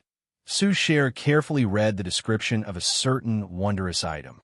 Crack demon orb. When hidden in the ground, it will turn into the ground. Usage. Bury it underground to record the conversations of people on a certain piece of land within a certain period of time. Usage limit. 1. This is an absolute concealment item that can block all probing from the infinite worlds. It interferes with too many laws, including fate. Only a single person is allowed to use it, and they must keep the information they receive a secret. Once the information contained within the demon orb is known by others, the user must use their death to quell the disturbance of the laws. Su Sher weighed the glass orb in her hand. It looked very normal, just like the marbles that children used to play with. In truth, this was a relatively rare and valuable item. But because of its strict restrictions and its rarity, most people wouldn't even be able to see one, let alone use it. That girl must have gotten extremely lucky to obtain one. Su Shui pondered. Because of her retaliation, I caused 5 other girls to be eaten by the spiders, was taken in as a disciple by the Lord of Blood, and even caused Gu Isa to be exiled. Therefore, the girl must be afraid. She must have sent something and used this thing to do some scouting. Then she took this thing and begged for mercy. Thinking of this, Su Sher couldn't help but feel a little sad. When did he become an existence that people feared? She stared at the cracked magic orb in her hand. Do you want to see what's inside? Su Sher was stunned for a moment before she threw the glass ball away. The glass ball hit the ground and shattered. A hoarse and old voice rang out. The blood sea shouldn't have an heir. When Su Sher heard this, her eyes widened. It was the dean's voice. To her, this sentence contained the deepest malice. That girl probably didn't expect that she would actually find out such information. Perhaps she was only thinking about what the VIPs would say about Su Shui. After all, Su Sher's recent growth was too eye-catching. At this time, another resentful voice sounded. That girl is the wielder of the scepter. She even obtained the white robe that represents her status as a law. Her growth will surely be very fast. If a second Lord of the Blood Sea appears, Fog, I will have nothing to do with us anymore, a third voice spoke. Agreed. That's why we have to kill her. We can't let the Lord of Blood get a good helper, a fourth voice spoke. What should we do? A fifth voice spoke. Think a bit more, the dean said. After that, the voices slowly went away. Apparently, the people who spoke had already left this area. Su Sher silently replayed this conversation over and over again. This was a power struggle between the upper echelons of Fog Isle. She thought that escaping the 9 lords would be enough to get away from such a thing. But from the looks of it, as long as there's power, people will never be able to get rid of their desire for power, even if they're already the strongest existences. Sushir suddenly realized something. I'm wrong. Power doesn't avoid anyone because it tries to control everyone's freedom. It's at the bottom of everyone's heart. It's like a shadow, impossible to escape. Biting her lip, Sushir's heart tightened. According to the rules of the cracked demon orb, I have to keep this information a secret and not tell the Lord of Blood. I can't even hint it. Although I'm getting stronger, I'm still not strong enough to stand in front of those VIPs. During this period of time, Fogal Academy's strength has continuously broken my understanding of the word combatant. The Lord of Blood is only one person. No matter how strong he is, against so many combatants of the same level, he won't be able to protect himself at all times. Once the Lord of Blood isn't here, he'll definitely have some secret way to take my life. What should I do? Sushir tried her best to calm herself down. Calm down. Calm down. Sushir, you can think of something. She silently encouraged herself. After a while, she remembered something. That's right, the call of the bramblebird. Those VIPs can't follow the bramblebird to its designated location. The call of the bramblebird can only be answered by a creature of her age. This is the path to becoming stronger, as well as the only way to avoid them. Sushir couldn't help but clench her fists tightly. Although the danger isn't over yet, at least there's a sliver of hope. She abruptly stood up. I can't wait any longer. I have to prepare and leave right now. Leave this place. At another location. The endless darkness of the void. A ship was traveling through countless worlds, following the wind of chaotic space. After 5 days of traveling through over 280 million world layers, it finally reached the end of its journey. The ship slowly stopped. At some unknown point, a light had already appeared on one side of the ship. Gu Qingshan and the old man both turned to look. The light came from an old factory building. There was nothing but the endless void around them, while this factory building silently floated in the middle of the chaotic darkness. The building seemed to have been there for countless years. The gray walls were filled with all sorts of slogans and names, seemingly to not be blocked by the mottled walls. Every single one of the slogans was covered in magic. These slogans glowed in the darkness of the void like neon lights at night, giving off an indescribable meaning that was very easy to recognize. Gu Qingshan already knew quite a few of the world's languages, so she carefully read them. Bali is a perverted idiot. Angelport. Irene. This was the most eye-catching of the slogans. Gu Qingshan raised her eyebrows in surprise and continued reading. Boss Bali, we can't win against you, but you should at least pay back some of your gambling debts. Silver Whale Casino, Hitman Zhao. Bali, the next time you come here to eat, please don't complain that your stomach hurts and don't roll around on the ground pretending to have food poisoning. I swear I won't let you off the hook again. Maytang Kitchen, Manager, if you're going to fight, then fight. Let's not use dirty tricks, okay? Anonymous, pay back. Eastern Kindergarten's children. Seems like this is the Justice Iron Fist Club. Gu Qingshan's heart was pounding. Do I really have to think of a way to stay here? Stay in a place like this? While he was pacing back and forth, he suddenly heard cheers coming from inside the club. He's down. Hit him hard. An excited male voice cut through all the other voices, shouting, as the referee, I have to remind you, this is the best chance. Yes. Hit him. Hit him hard. Look, his legs are already open. Hit him hard in the middle. A terrifying scream of pain, followed by the sound of countless people gasping.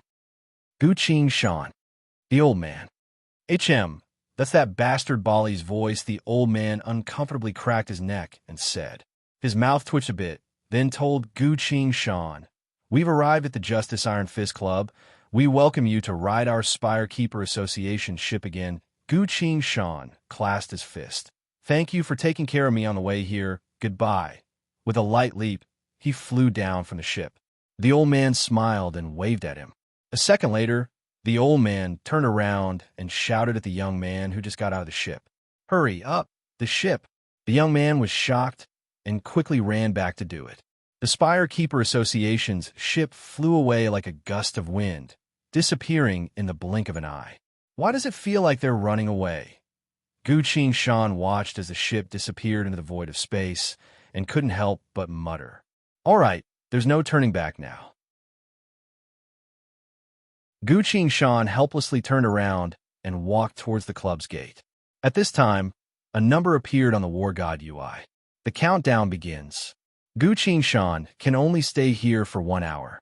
During this hour, he has to find a way to stay and complete the Destiny quest in order to learn a secret from the War God UI. If he can't, the system will give him a new title, the one who missed Destiny. Since the system said that he definitely won't like this title, he still has to be careful. Gu Shan sped up. A few minutes later, he was standing in front of the club's gate. Gu Shan looked around. This superdimensional world wasn't too big. There seemed to only be a single club, as well as a small plot of land around it. A girl wearing a cat's ear headband was standing guard in front of the club's gate. She was sitting on a chair, writing something on the table. If you want to fight, come back tomorrow. We're almost done for today. Before Gu Shan could say anything, the girl had already answered. What's the fee? Gu Shan stopped and asked.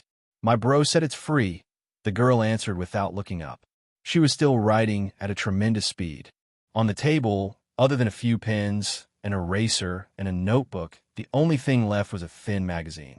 The title of the magazine's cover was marked with a red pen. As Gu Shan looked over, he immediately recognized the words on the title.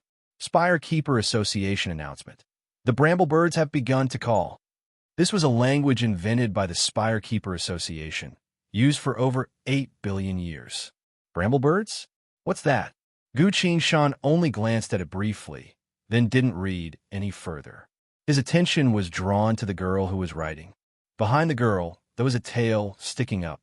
The tail occasionally swayed as she thought. Is that a real tail? Gu Shan doubtfully thought. The cat ears on the girl's head twitched a few times. It's over, the girl said. Following that, a male voice came from inside the club. Today's competition is over. Everyone is welcome to participate again. Justice. Iron Fist. This place will always be open for everyone. Gu Shan glanced at the girl in surprise. She clearly heard the commotion inside the club just now. Seems like those aren't cat ears. They're real ears. Tail ears.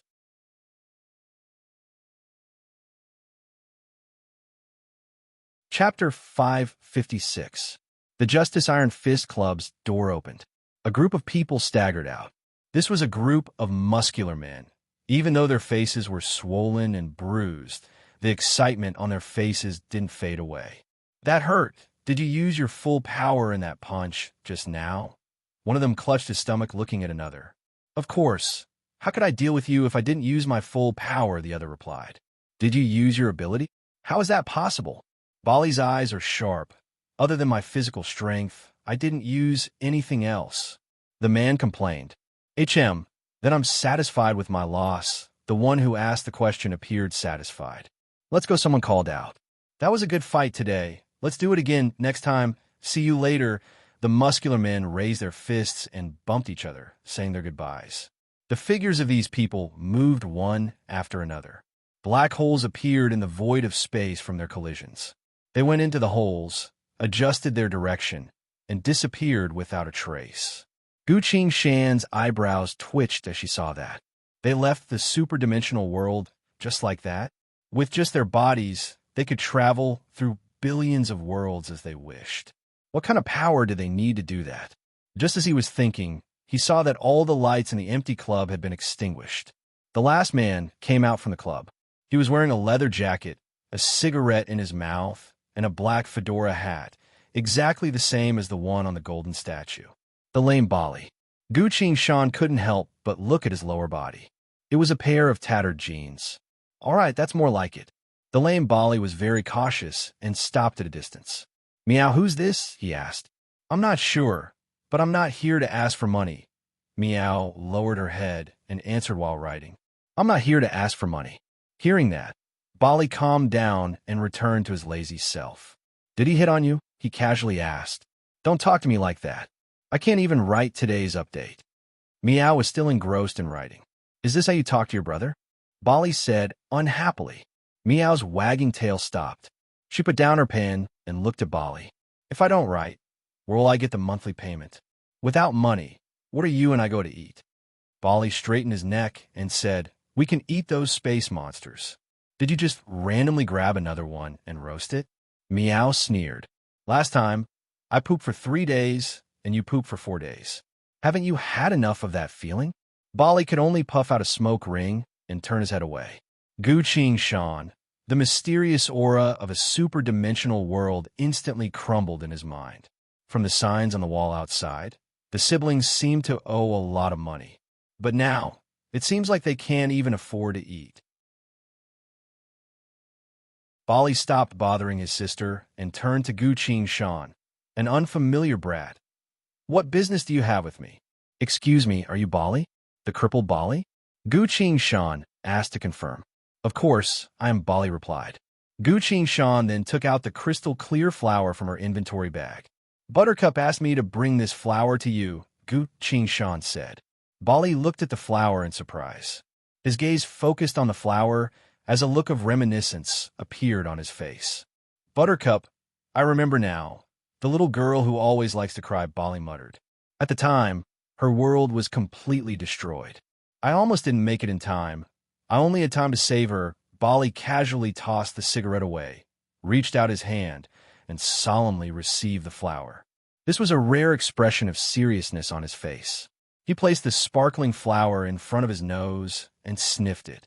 The flower turned into a woman in a green dress with 6 pairs of wings and a small glowing stick in her hand. This woman was only the size of an adult's palm and looked extremely weak. She waved the stick at Bali and chanted a mystical incantation. As Gu Qing Shan heard it, she immediately recognized it as pixie language. In other words, it was, "May all evil be washed away by the flood of quipcraft." After casting the spell, the green dress woman smiled at Bali and disappeared. Barley, on the other hand, seemed to have become more spirited. He closed his eyes and sensed it for a while. "So it's the real deal," he muttered in surprise. Little Meow, who was riding at the side, had already raised its head and watched this scene without blinking. She asked in disbelief, "Is this the real pixie crystal flower?" "It's true. I feel like my legs are a lot better. The curse of the 8,000 demons and gods is dissipating. In a few days, I'll be able to deal with it myself." Barley kicked his legs, a look of surprise on his face. He also couldn't believe it. Suddenly, he threw a punch at the sky. This was a soundless punch. But Gu Qing Shan could see that the void of space itself had split apart, as if 2 curtains were being pulled apart. In fact, this was more like a divinity using an indescribably great power to split the boundless ocean. The void of space split apart, as the images of countless worlds overlapped, manifesting above the 3 of them. This punch broke through the limit of dimensions, revealing the countless worlds in the void of space. "That's the Green Dragon world." Buttercup pointed at one of the images and commented. "And the Dark Flame, Purgatory." Bali pointed at the image of another world that just appeared. "Look, Angel Port. You fought your way to Angel Port again." Buttercup exclaimed. "It's not over yet. That's the Sage and Fool strife for Supremacy world." Bali pointed at the image of another world and said. Buttercup cried, "Bro, you fought your way to the strife zones again. You finally recovered." "That's right. I really didn't think Buttercup would be able to find a real pixie crystal flower for me." Bali also sighed emotionally. "I've searched for so many years and still couldn't find a pixie world. She's just a little girl. How did she do it?" Meow was a bit confused. Buttercup is a scroll user, a top-tier God's chosen. She might have had a fortuitous encounter. Bali smirked. He looked at Gu Qing Shan and sincerely said, "Thank you for giving me such a precious gift." "You're welcome. This is what I promised, Buttercup," Gu Qing Shan replied. Thanks to the war god Ui, he naturally knew what this flower was. It was a peerlessly rare treasure. But from start to finish, Gu Qing Shan only put the flower away and only took it out when she saw Bali. Bali was a bit confused. "Buttercup told you to give it to me. Then where is she? Why didn't she come to find me herself?" Gu Qing Shan didn't know how to answer him, so she changed the subject. "Ah, right.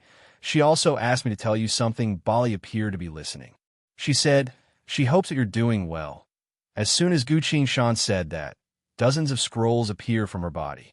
Under the astonished gazes of the trio, all the scrolls were linked together to form a wide portrait of a person. It was a cute little girl sitting on a rocking chair, eating a candy. The little girl seemed to sense something as she stood up from the rocking chair and looked around. But she couldn't see anything. The little girl couldn't help but feel worried. How do we deal with such a spell? Bali turned to ask Meow. We need to give her a bit of guidance in order for her to break through that dimension, Meow quickly answered. Got it. Bali flicked the portrait with his finger, as if Bali had broken something. A few moments later, the little girl saw Bali and Meow. She immediately smiled happily and waved at the two of them.